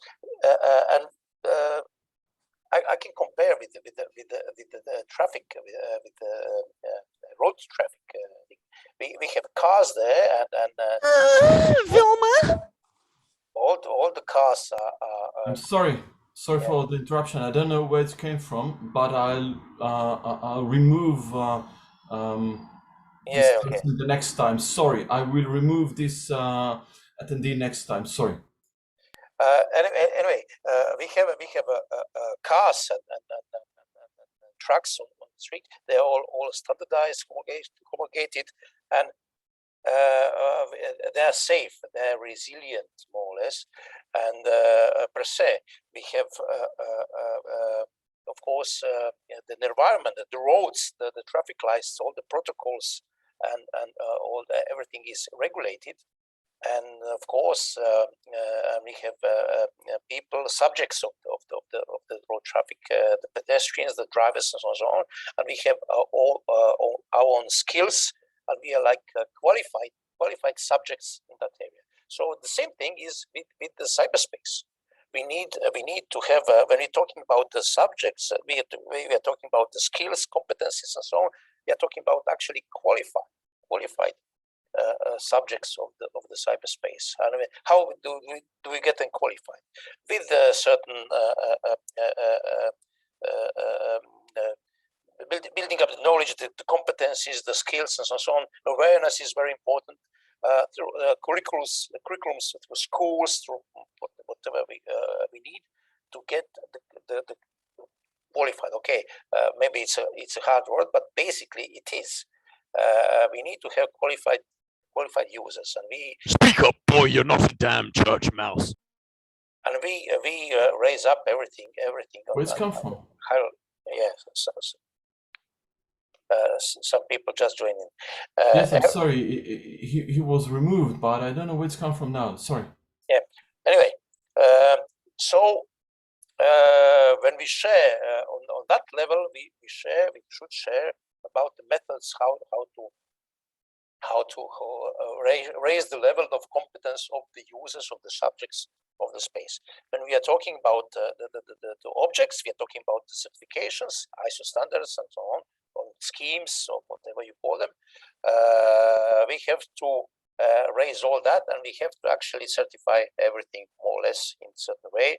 Of course, regarding not stopping the industry with the new innovations and new technology, but basically regulating so that we feel safe using all those technology. And in the end, we have the relations.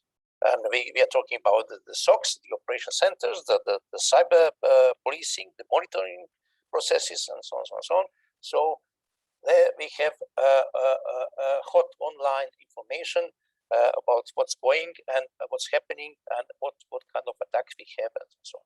So, like we do it more or less successfully. Sloppy cock. When we are doing something like with Interpol or with on the other normal crime information sharing, we can do it also in cyberspace. So at the moment in European Union, we are building the whole structure of SOCs on different levels, and we are negotiating how are we going to formalize that, how we are going to start exchanging that information after triage, before triage, after analysis, before analysis, or what kind of information we are going to actually exchange. So it will take some time, and but we are aware of that, and we'll try to do it very as soon as possible. So all those three aspects of cyberspace actually making up the resilience factor higher, so to say. We cannot just focus on one. We have to deal with all three, in my opinion. I hope I bit cleared up or answered your question, Tal. I think it was satisfactory answered. Yes, definitely. As well. Yeah, thank you. Maybe if I may step into the discussion a little bit. Thank you, Tal, for the question. And my view to this part is first, generic, sharing, for sure. On the other side,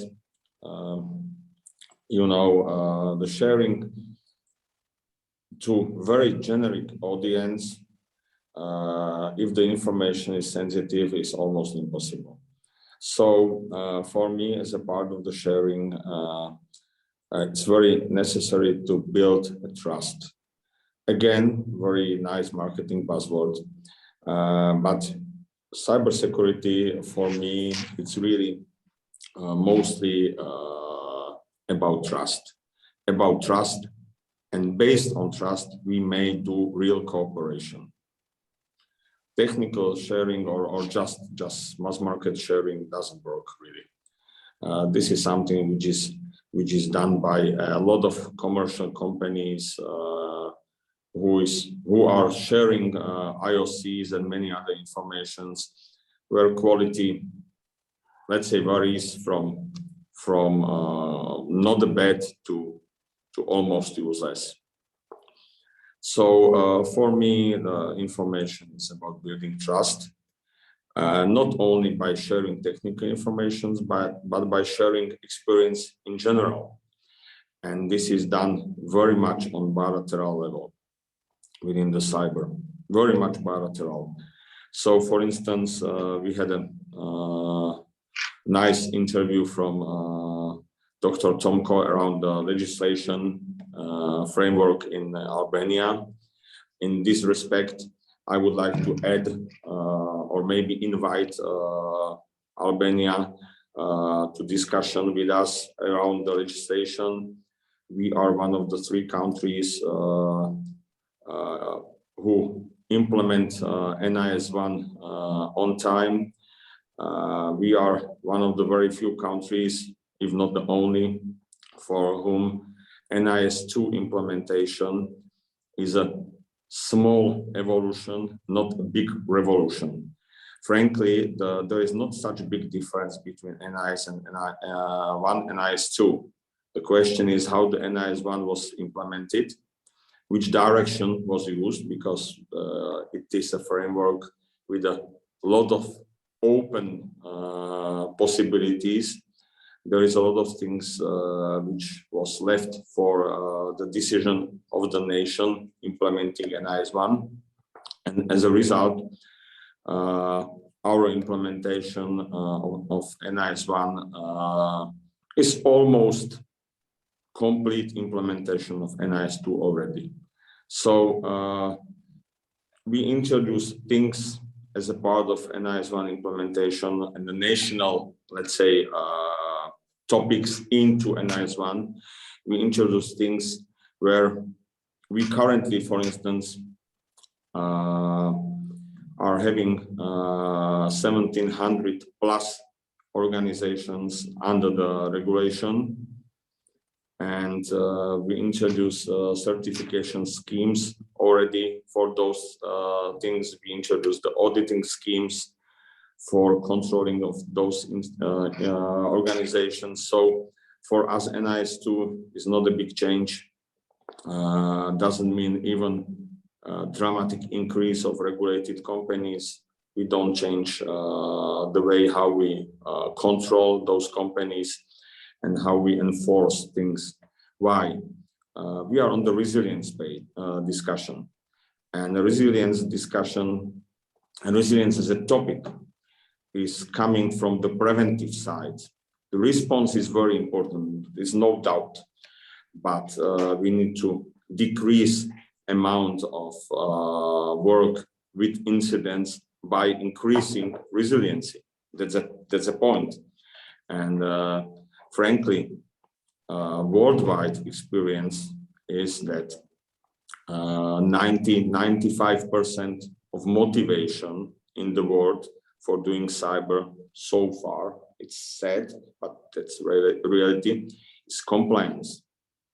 So it's duties ordered by legislation and or standards. This is so far the most used reason for the companies to increase their cyber resiliency. So work on the good legislation is very much critical. On the other side, it's not about persecution. It's not about just duties without, let's say, suggestions how to do things good. So it must be combined legislation and work with the community and work on standards and those things. So, for instance, from our side, what we expect by the legislation from the organizations is a combination of 3 standards. We don't want to reinvent the wheel, but there is no standard which is covering everything like we need. The combination is ISO 27000 family, roughly, let's say 80% of the content in our standards are based on 27,000. Then next 10 to 15% is around NIST, and the last 5% roughly around COBIT 5 as a standard for management, how to do things, how to manage things. So such combination is then mandated by the legislation as a part. And there are many other things. I don't want really to be extremely detailed.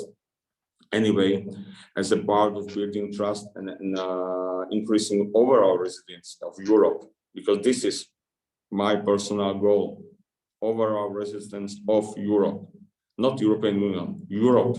So every country, including countries which are not in the European Union, we should help, we should work together.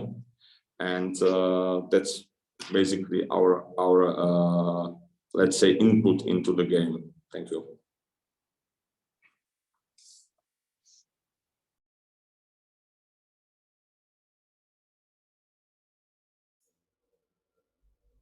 Dan,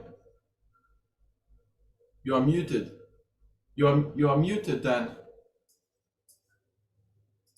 I can't hear you. Dan, can you hear us? You are muted.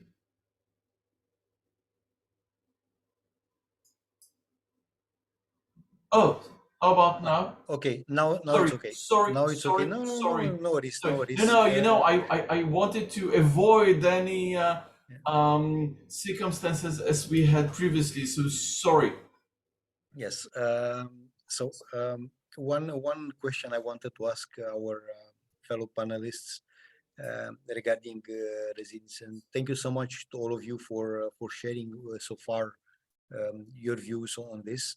One important point I wanted to ask is about the metrics, because of course we can improve and we can move on and we can implement as long as we measure. And for cyber resilience, there are a number of metrics that were circulated, were discussed by professional community and so on. And they were applied at usually at organization level. But I think still conversation in order to put in place appropriate metrics to measure cyber resilience at national level, sector level, European level, may be very, very useful. And just to give a couple of very specific examples, and this is a bit from the work of our Dutch colleagues that did a couple of years ago several studies, several conversations, and for instance, they defined somewhere about 10, 12 cyber resilience metrics, things like, for instance, ability to handle cyber incidents, or ability to protect credentials, or to address vulnerabilities, and so on, and or for instance, ability to resist distributed denial of service attacks. So they attempted to define those, or to give another example, resistance to phishing schemes, which a metric would be the percentage of users, of, I don't know, employees, of users that report phishing schemes when they are subject to a test, to an exposure test, a phishing exposure test. So I wanted to ask you, what's your view about defining some carefully selected resilience metrics, why not national or at the level of Europe, that could be useful for all of us in order to get a better understanding on how resilient we are together? Because by measuring and by monitoring those indicators, those KPIs, let me call them like this, we can take, I would say, better informed actions and decisions, and we can collaborate better together on in this direction. So to summarize a bit my question, what's your view about metrics and KPIs for cyber resilience, and whether currently you had or you have practical experience at the level of your country with such metrics?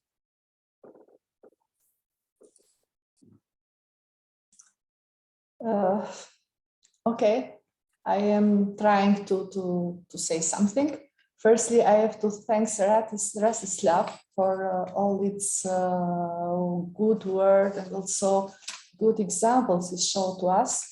I keep notes, and I think that very shortly we will be in contact with you in order to have some experience about implementation of NIST and how you have followed up all this process. It's a good thing for us and a good experience as well.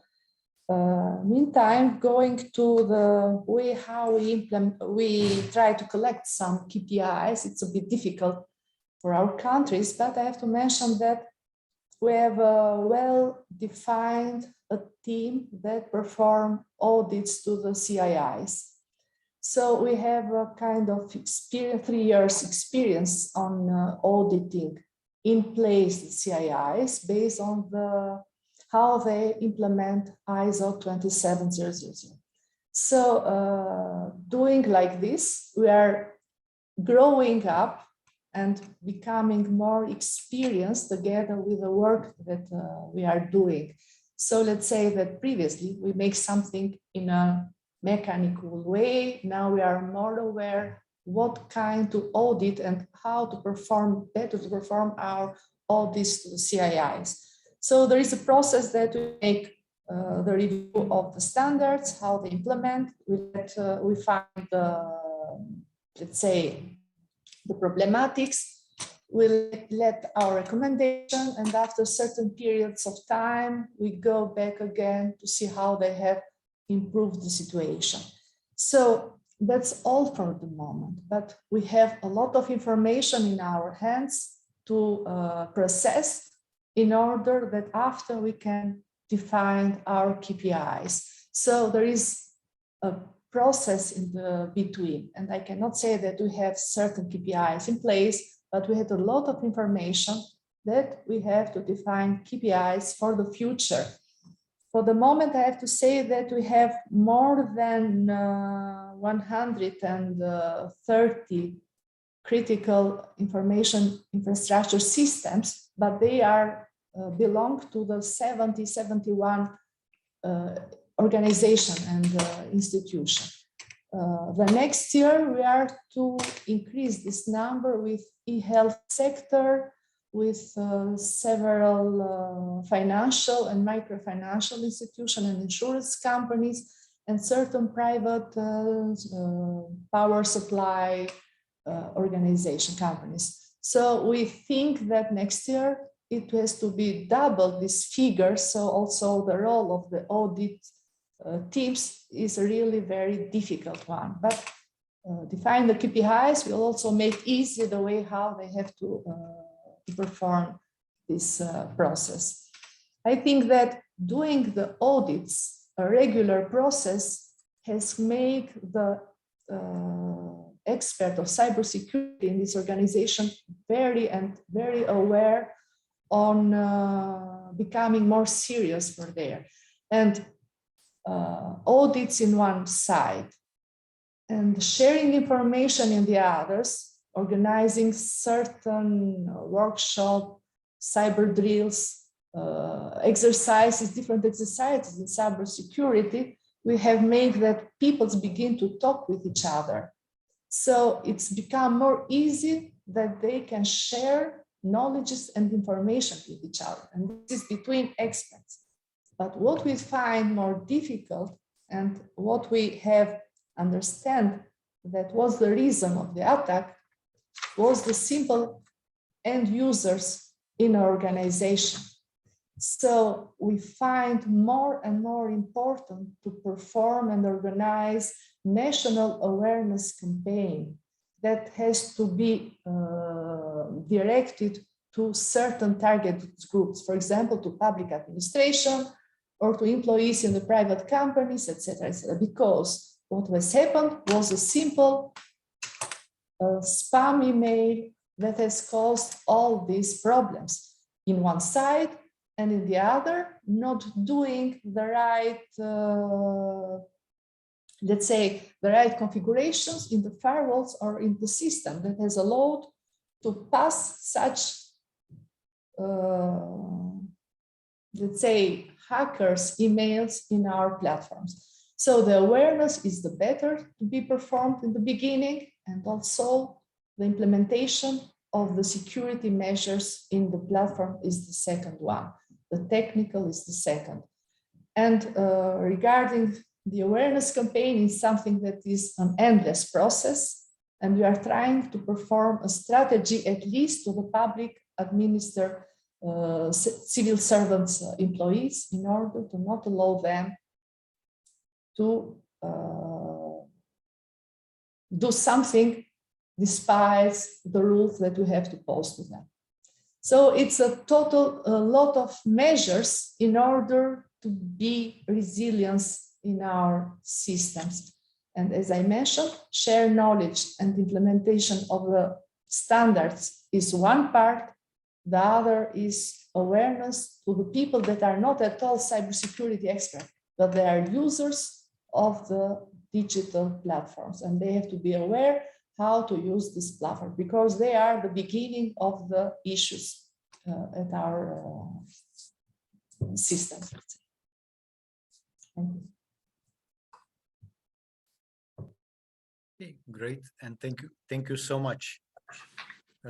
One extra topic I wanted also to check with you also regarding the cooperation of cyber resilience. Of course, in order to be resilient, especially when we talk at national level or regional level, we need to a certain extent to be able not only to exchange information, and sometimes as Marin and Rastislav mentioned, sometimes intelligence, but we need also, why not, to be able to exchange, share, or pool capacity and capabilities. Probably this would be one of the most tricky and difficult thing to achieve, because as long as we do more or less good, maybe sometimes not enough strong at national level in building capacity, in the sharing resources, it's a lot more complex and complicated to do this cross-border. So what I invite all of you, the panelists, to comment on this and to share with us, if you are so kind, a bit of your views on how we can build regional or European-wide better resilience. Why not by sharing resources? In the very first place, the most precious of them, which is the human resource that is in short supply, and we are all fighting to keep it, to attract it, to grow it, to actually to have it at national level. So some ideas from your side, and maybe some success stories or good examples on how we succeeded to share cybersecurity resources, in particular the human ones, but technical ones as well. Let's say between governmental actors with the industry, eventually cross-border and regionally as well. So we would love to hear a bit more from you on this topic as well. Maybe if possible, I would like to react also on the previous question. Measurement of the resilience.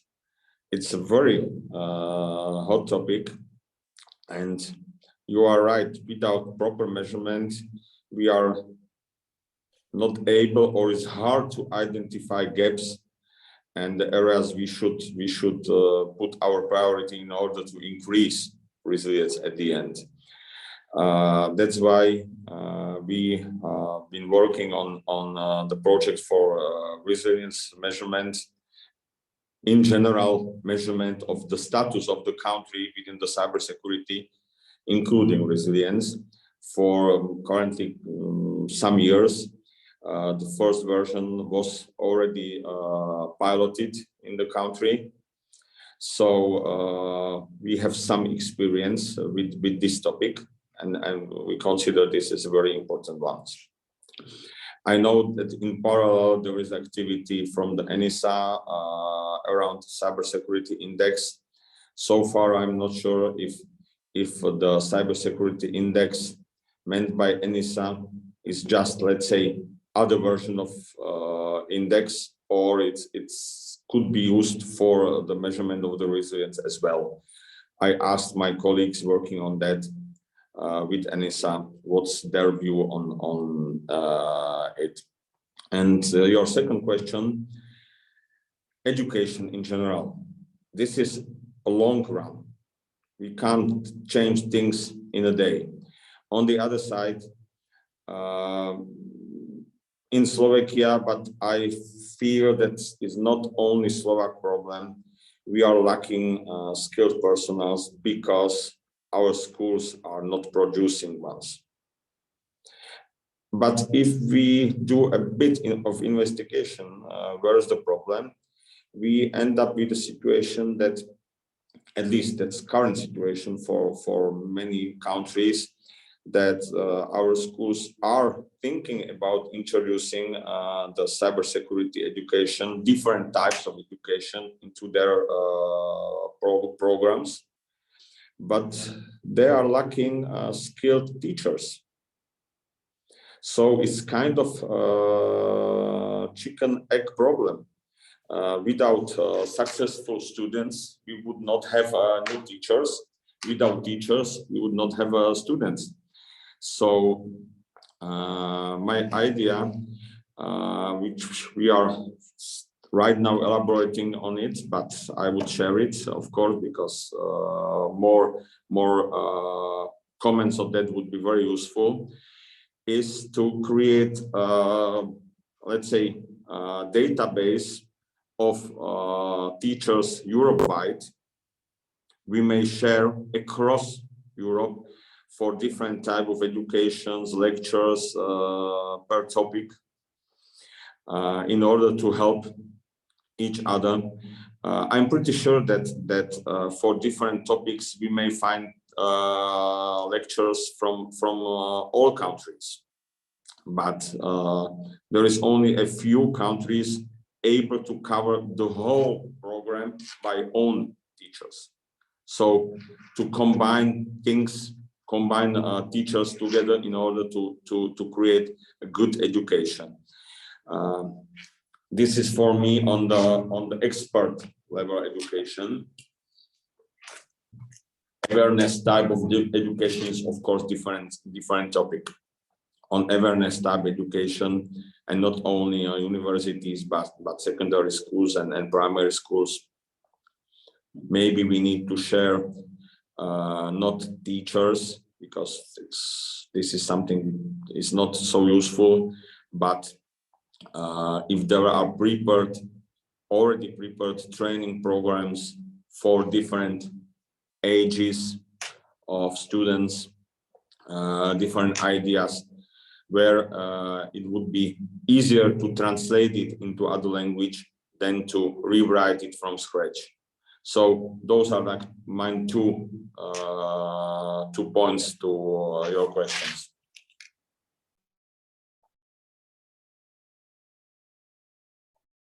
Thank you so much. I must say that it's very interesting, and I don't know whether to say different, but a perspective and way to see the thing that you know, it's much more fundamental. You speak about even awareness and teaching schools. It's a very fundamental approach. Thank you for that. It's an important one. If I may say something. Yeah, gladly. I'll just continue from Rastislav's. He mentioned ENISAS. It's a National Capabilities Assessment Framework. It's actually a maturity model, which is the only thing we have at the moment where we can measure something, and there's also a resilience part in it, a large part, basically. Yeah, it is if you see it, but it's up to certain nations how to implement it. At the moment, we are revising our national cybersecurity strategy and trying to build in that maturity model, so we can compare to the other nations. So we get as close as possible. We have other indexations, but this is at the moment the one we should relate to in Europe more or less. And of course, it's not the one exactly what Dan said, and there's a lot of things missing, of course. And we like to have a concrete numbers, because the numbers leads to investments, and investment, that's money, and you all need more and more and more.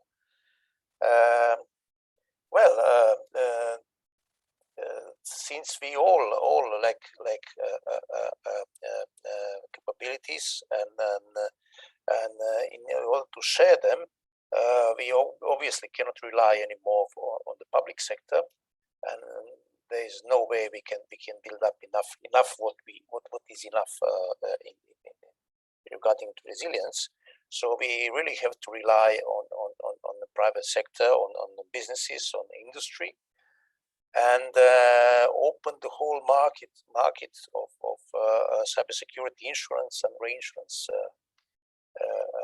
things. So what is expected from us, from the public sector, to make good regulations so that everybody can plug in and actually do its part. So in ideal future, we will rely on actually of the input of the industry and what they do. That's the point of NIS2 directive, which introduced important entities, not just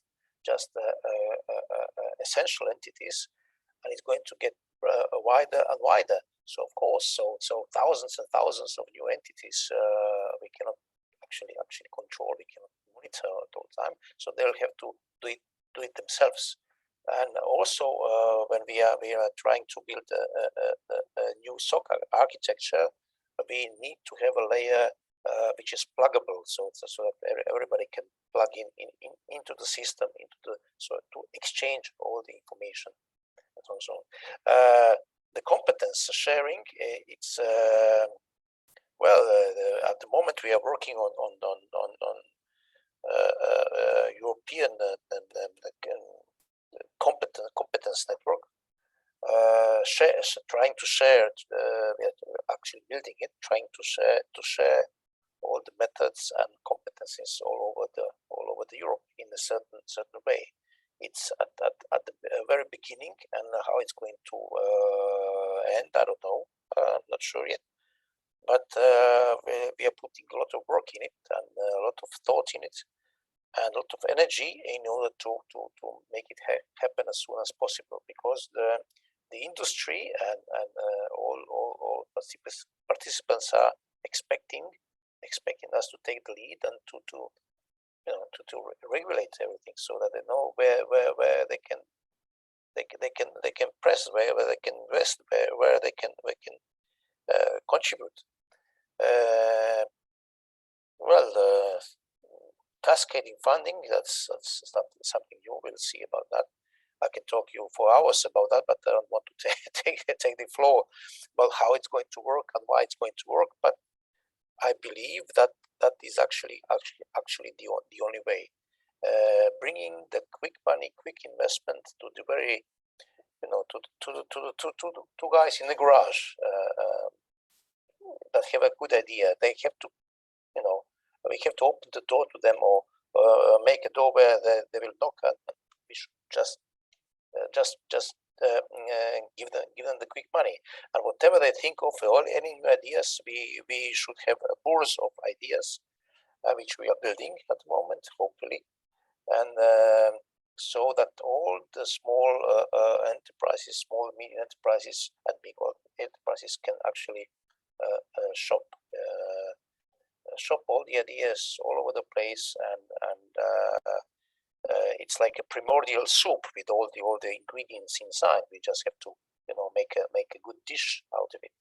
So we are there to make it happen, and try to make all components ready. I don't think we can share more at this moment, but in the future probably. But at the moment, we are just concentrating on certain components, trying to make them better, and trying to make them interoperable. And how it's going to work, I'm not so sure.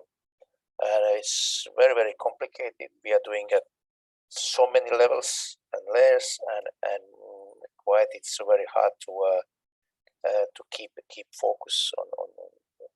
We are concentrating on certain trees, and we are sometimes losing the forest. Why are we doing this at all? So I don't know. Last week we introduced a new Interoperability Act. That's another layer of exchanging everything, and we'll see about that. So back to you, Dan, on TAL. Thank you so much again for the views shared with us. One extra point I wanted to also ask and shoot the question to you guys, and thank you so much for being patient, because we shoot from left to right and put a couple of topics on the table. How do you see now because when we talk about resilience, of course, in particular in this very super complicated context, geopolitical context, I would say socio-economical context, where we see cyber incidents, cyber actions can produce major disruptions, whether in an economic sector or geographically. How do you see at this moment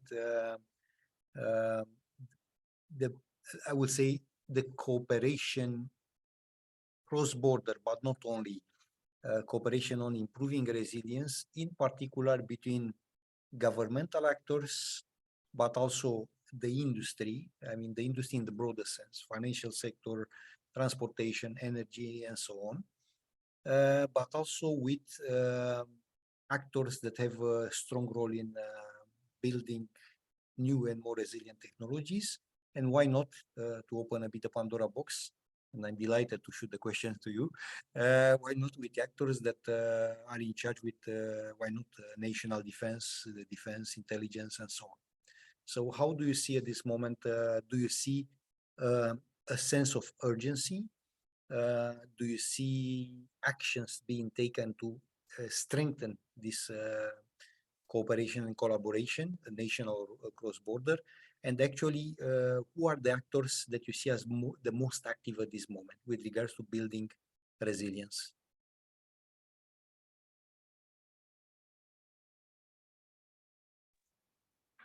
If there is no one who would like to start, then for me, the most critical part for overall increase of resilience is to cooperate. But what does it mean in the practice? If we are talking on the European playground, then for me, the important part is to align implementation of the European legislations of the NIS to implement as good as possible, and preferably in the same way, which is not gonna happen. So that's why we need to talk. One example, NIS1, we are all aware of NIS1, and NIS1 is on the table for quite some time. There is a healthcare as a mandatory sector from NIS1. So no one has the possibility to exclude healthcare from the national cyber security legislation. And frankly, I don't think there is a wish from anyone to exclude healthcare. But there is. There is one country, maybe not one, but I have positive information about one European country which has 0 regulated organizations under healthcare according to NIS1. Their political decision was that they are so good in healthcare, they don't need any healthcare organizations under their cybersecurity framework. So technically, the legislation said that healthcare is a sector they should regulate, but then they posted implementation within the implementation, the identification criteria in a way that not a single healthcare organization went onto the regulation. So the implementation alignment is very much critical for me.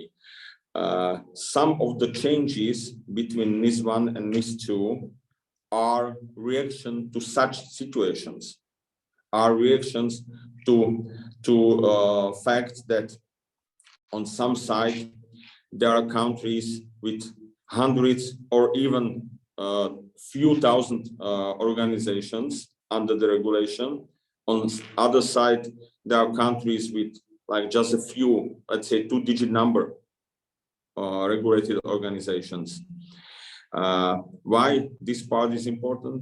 The regulated organization is organization where government by legislation enforcing implementation of basic security measures. Let's say minimum security setup, minimum security guideline. And for the rest, the implementation of cybersecurity measures is voluntary. So it's based on decision of their managers, owners, if they do this or not. Of course, I am not a huge fan of over-regulating the environment. On the other side, the idea to cover by the legislation organizations where customers has basically no choice means that the regulation is not about helping owners to do their business with the companies. The idea is helping customers not having trouble, but by unresponsible company offering them a service. And we know the countries where other topic, but at the same or at the end the same topic, the number of reported incidents per year in a country. There are countries with thousands of incidents reporting as a mandatory reports under the NIS1.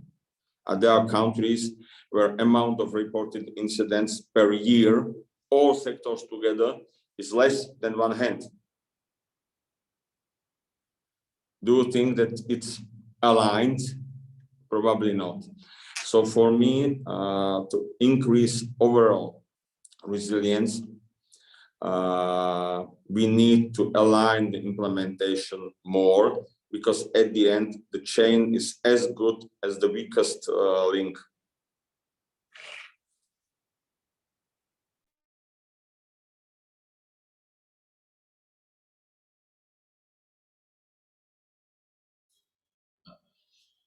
Definitely, you're right.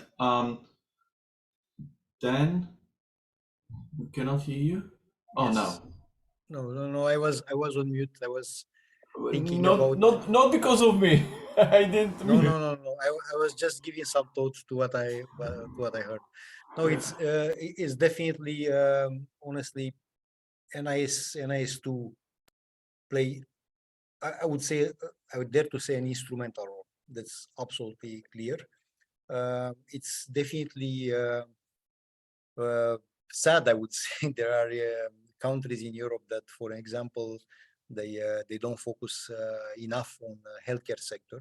And just to give us as a comparison term, in Romania we have 694 hospitals taken into account and registered as operators of essential services, according to the Romanian law. And despite the fact most of them, they are still at a low level of maturity, and they still have way to go and quite a lot of work to be done in order to get in line with other sectors in terms of security baseline. But being registered, being taken into account, having an entire sector, which is a key sector for the society, for the economy, having an entire sector regulated and in focus for the national competent authorities, for the players in that sector, for their boards, their management teams, their technical teams, that help obviously increasing resilience. So my humble opinion is that will be, let's say, not the best approach to ignore or to not focus on entire sectors of society and economy when we are talking about cybersecurity resilience. It's also obvious that we cannot apply a kind of one-size-fits-all approach for small and large organizations, for economic sector A or B or C. And what works well for one country may not be the best approach for the other. So we need some tailoring and some granularity. But conceptually, I think it's important to keep pushing, really pushing, and trying to convince everyone on the need for increased and higher level of cybersecurity, level of increased resilience, and explain a bit sometimes what are the differences, because most of the times we, people that work in the profession, we have sometimes difficulty to explain others that there are differences between cyber resilience and cybersecurity. So we have to keep doing this, what we already started, and also honestly keeping bringing clarity via the regulatory environment, whether it's at European level or national level. I think that's a must. We see, for instance, here in Romania, some challenges simply because the legal framework does not help us too much in boosting the resilience of certain sectors. We see also very big differences between economic sectors. And just to give a very simple example, we see, for instance, the financial sector and the energy sector being some of the most mature. And this does not happen by coincidence. It's simply because it's a lot more regulation for those two particular sectors. So if you want to do a business in this sector, you need to really work with the national cyber authority. You need to have a security baseline, to have a team, to allocate budgets, to report incidents, to check vulnerabilities, and so on and so on and so on. So I'll do, for someone coming from business may say, oh, it's an increased cost of business. One of the messages I pass to the business leaders in the industry is that they should allocate budgets, resources, funding for building resilience, because a security incident, cyber attack, doesn't matter if it is small or large, may cost them a lot more than what they allocated to build that resilience. And also, let's not forget, I think, and it's something that we did not discuss enough and will not have the time to do it, but that's for future conversations. I think it's important to continue increase awareness and produce that cultural shift with regards in particular to resilience, to cyber resilience. Because at this moment, the awareness is still insufficient. Why should we be resilient? How can we do it? What are the mechanisms? At what level should we focus? And I see organizations that really focus on super high level, and they treat cyber resilience as a super high level concept, while others tend to micromanage, and they think they can build cyber resilience by simply, as I said at the very beginning of our conversation, hardening certain systems or addressing some vulnerabilities or incidents at system level, while cyber resilience is broader and more sophisticated concept that we all think. So just some extra thoughts from my side.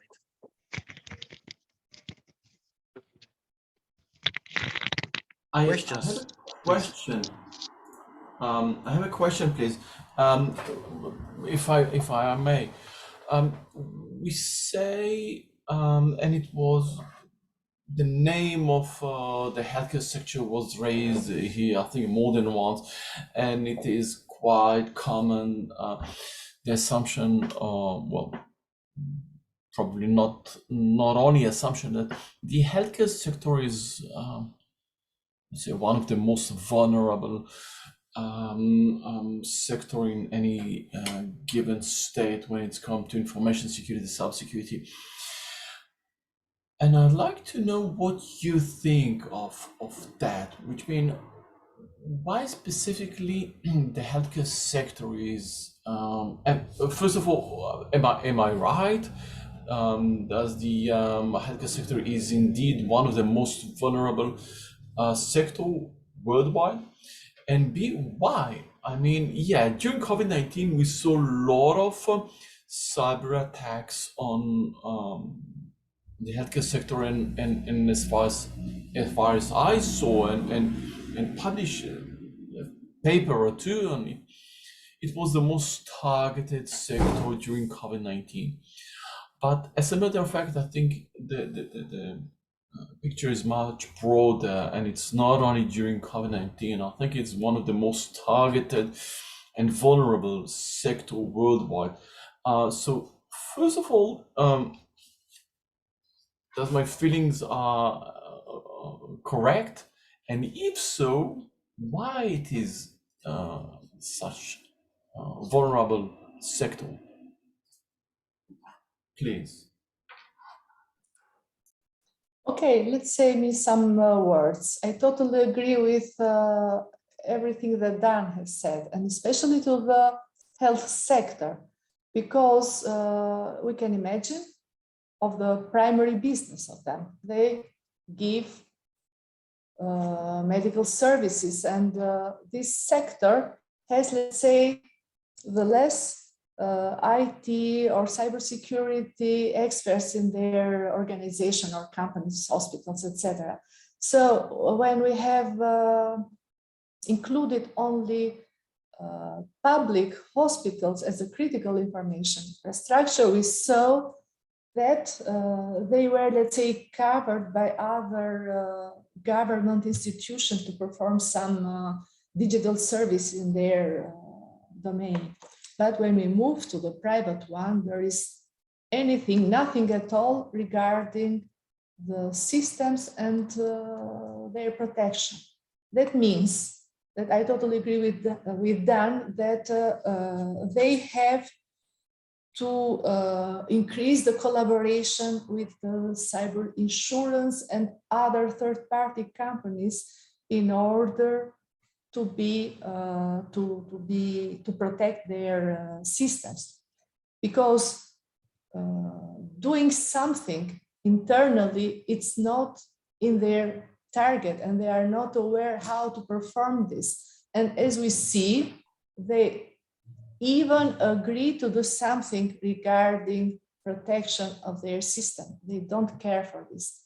Their primary business is to deliver services, health service to the citizens. So what we have done in our country, since the health sector is in their, let's say, first steps to become the critical infrastructure, we have foreseen and we have investigated which are the private hospitals, private health services, and also laboratories that has gathered a huge critical information in their premises due to the COVID, to the pandemic era, pandemic situation. So what we are doing with them is to make them aware about the information that they possess in their premises. The second, if they are not capable to keep them safe, we have made the obligatory to have at least one cyber insurance contract or agreement with an insurance company. We saw also that it is not well understood in Albania the kind of agreement with the insurance company. They have understand it as a kind of coverage of damages if something happens. So we are trying to make them aware that it is not such agreement. They have to be protected in real time to build their resilience capability in order to protect their information or to recover information if something happened to them. So it is a very big efforts posed to these e-health companies in order to protect their information based on, let's say, the importance of the information. I don't know if I was clearly in this direction, but it's totally different when we discuss with the financial part or with the energy part, because they know quite well the money is their important issues for the financial ones. So they invest to the protection of their system, because if they are hacked, everything is gone to disaster. Also for the energy sector, they are investing in the SCADA system, so they are aware that they have to invest in parallel to protection of this system. But when it comes to the health side, it is not very clearly understandable what will be the damage if they lose the information.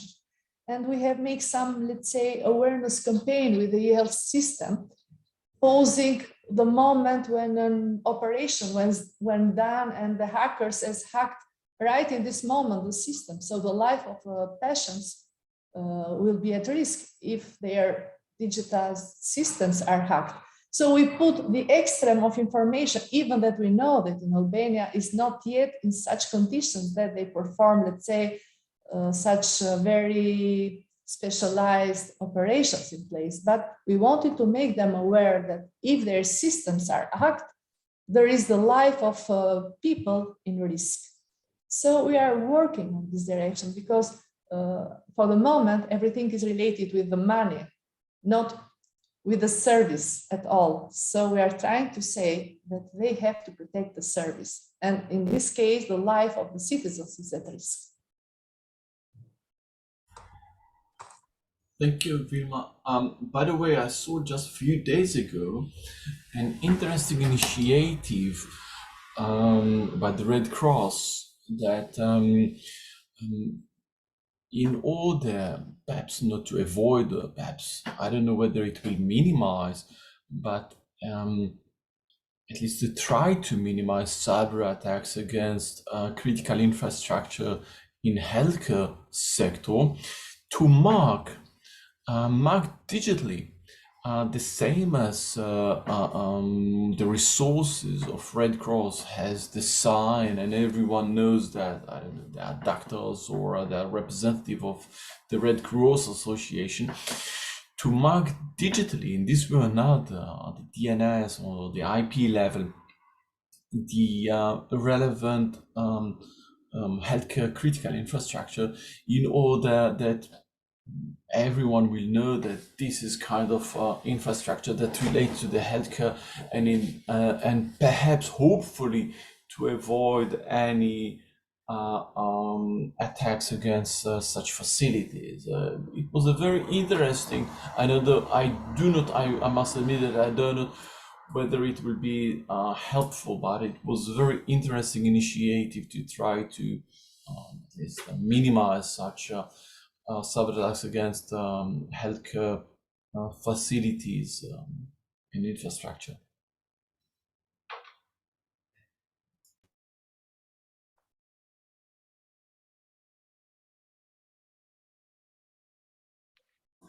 If I may say something. Yes, Maureen. Yeah. Do you see my share screen, by the way? Yeah, I was free to just join a two-dimensional cyber services grid, which was Rastislav talking about before. It's a common grid of risk and importance. The point is, we have to, shovel in thousands of the different entities just to make them where they are, substantial, high, basic, level of importance, or are they essentially important that I don't know, other services, whatever. So this grid is being populated, and it depends on how much money do we have. We are going to invest in certain parts. Some parts are regulated, some are not. I'm not going into that, but I wanted to mention something else. It's about sectorial sharing of information. Sectorial sharing information. It's okay. This is one of the drafts. How it should work basically, and some of the sectorially sharing we already have. I'll just remind you, we have in banking sector and financial sectors, we have sharing. They have already SOCs. I don't know how they call it, but basically it's a SOC in place where they share directly information. And of course, air traffic sector, air control sector, they already doing it, and so on, so on, so on. Now we are just trying to put all those things into some perspective and compare with other sectors. The healthcare sector, which you all mentioned, is very, very important. And currently we are trying to regulate it with the health data space regulations and whatever they're going to bring it. And probably we will get a vertical regulation, which will also regulate the sharing of information in healthcare. At the moment, we don't have it, but probably we'll have. So we are at the moment trying to see, also with many other sectors. So it's a sector specific, what information, how we are going to change. And I'll just give you one more structure. Okay, this is one of the propositions, three-layer SOC structure, where you can see on those yellowish orange parts, we have foreseen direct exchange of information on a triage level. That means non-filtered, basically. After the filter, which is emergency, which is possible also on sectorial level.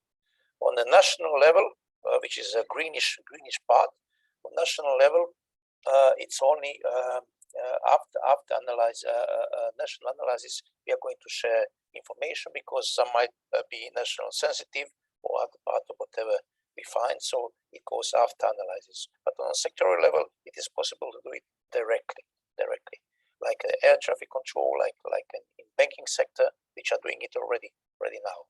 So we are at the moment.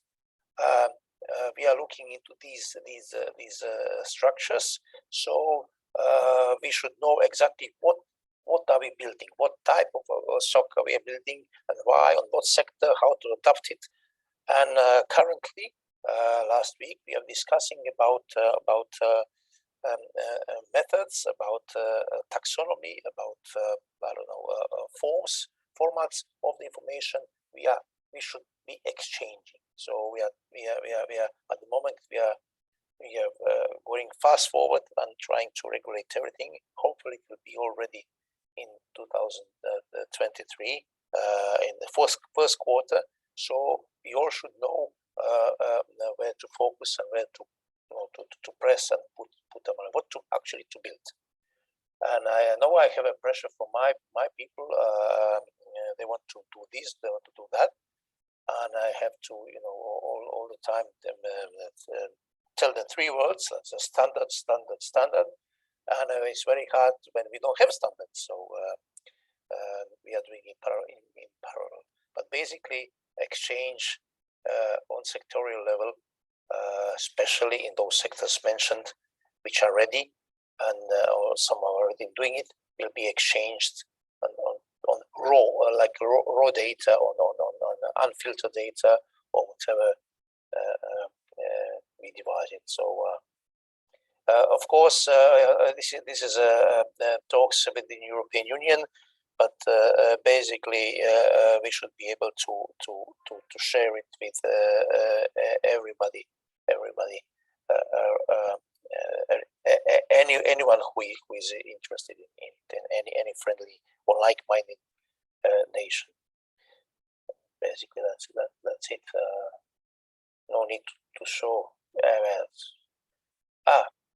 We mentioned that before. That's like a regulation grid that I mentioned in the beginning. Three aspects, and how we are dealing with certain regulations and certain aspects. You can see this is some kind of direct plane circle, but basically it's not like a circle. It's like a zigzag, but basically dividing from three different aspects of cyberspace. So that's it. Back to you, Dan and Tal.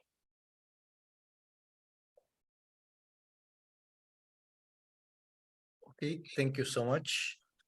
Thank you so much for sharing your thoughts. Yeah, from my side, not.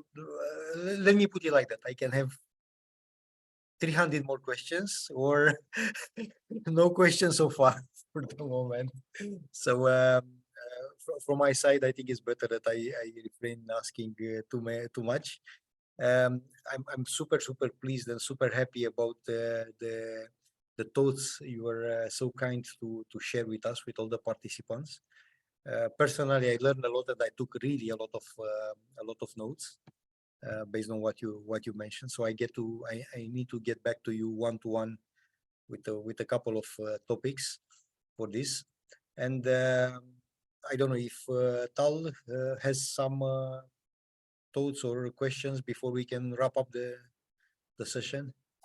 Well, exactly as you said, Dan, the amazing thing that was discussed here is the diversity of not only cyberspace but resilience. And what is resilience? And the fact that as mentioned previously, it relates to not only to every a state and sector, but there are so many aspects on how can we cope with cyber attacks, how can we prepare, and what is resilience, and how can we improve our cyber resilience. And it took me back to John McCamber Cube, that we saw different aspects today, even during this very important panel, that there are the technological sides, and then there is a legislation and procedure, whether local or international or regional procedures and legislations. But also, as Rastislav mentioned, the importance of education and the need that it should start from perhaps the early beginning, even schools.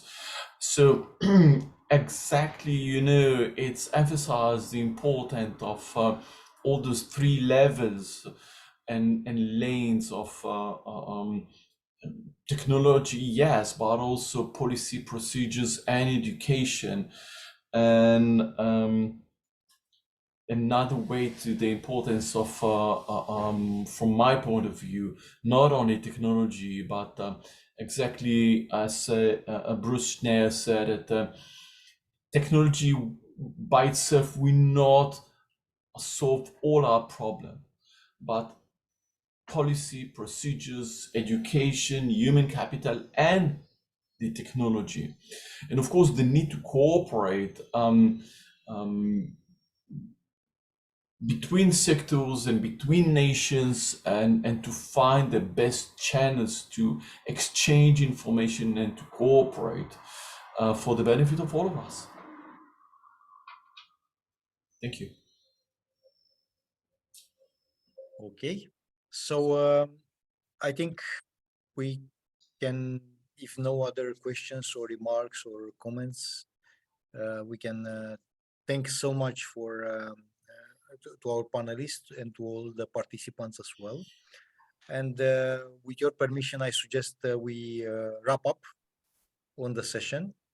And for the ones of you that have the time and availability in the agenda for tomorrow, for the continuation for the second part of the online conference, we'll welcome you tomorrow, of course, in the morning. And I think, and here you, Tal, you confirm to us, is it the same link we are going to use? Yes, or, it is. Yes, it is. Then it's the same link. So it's by using the same link like today. So Just if no further comments, thank you so much for joining us. I personally very much appreciate.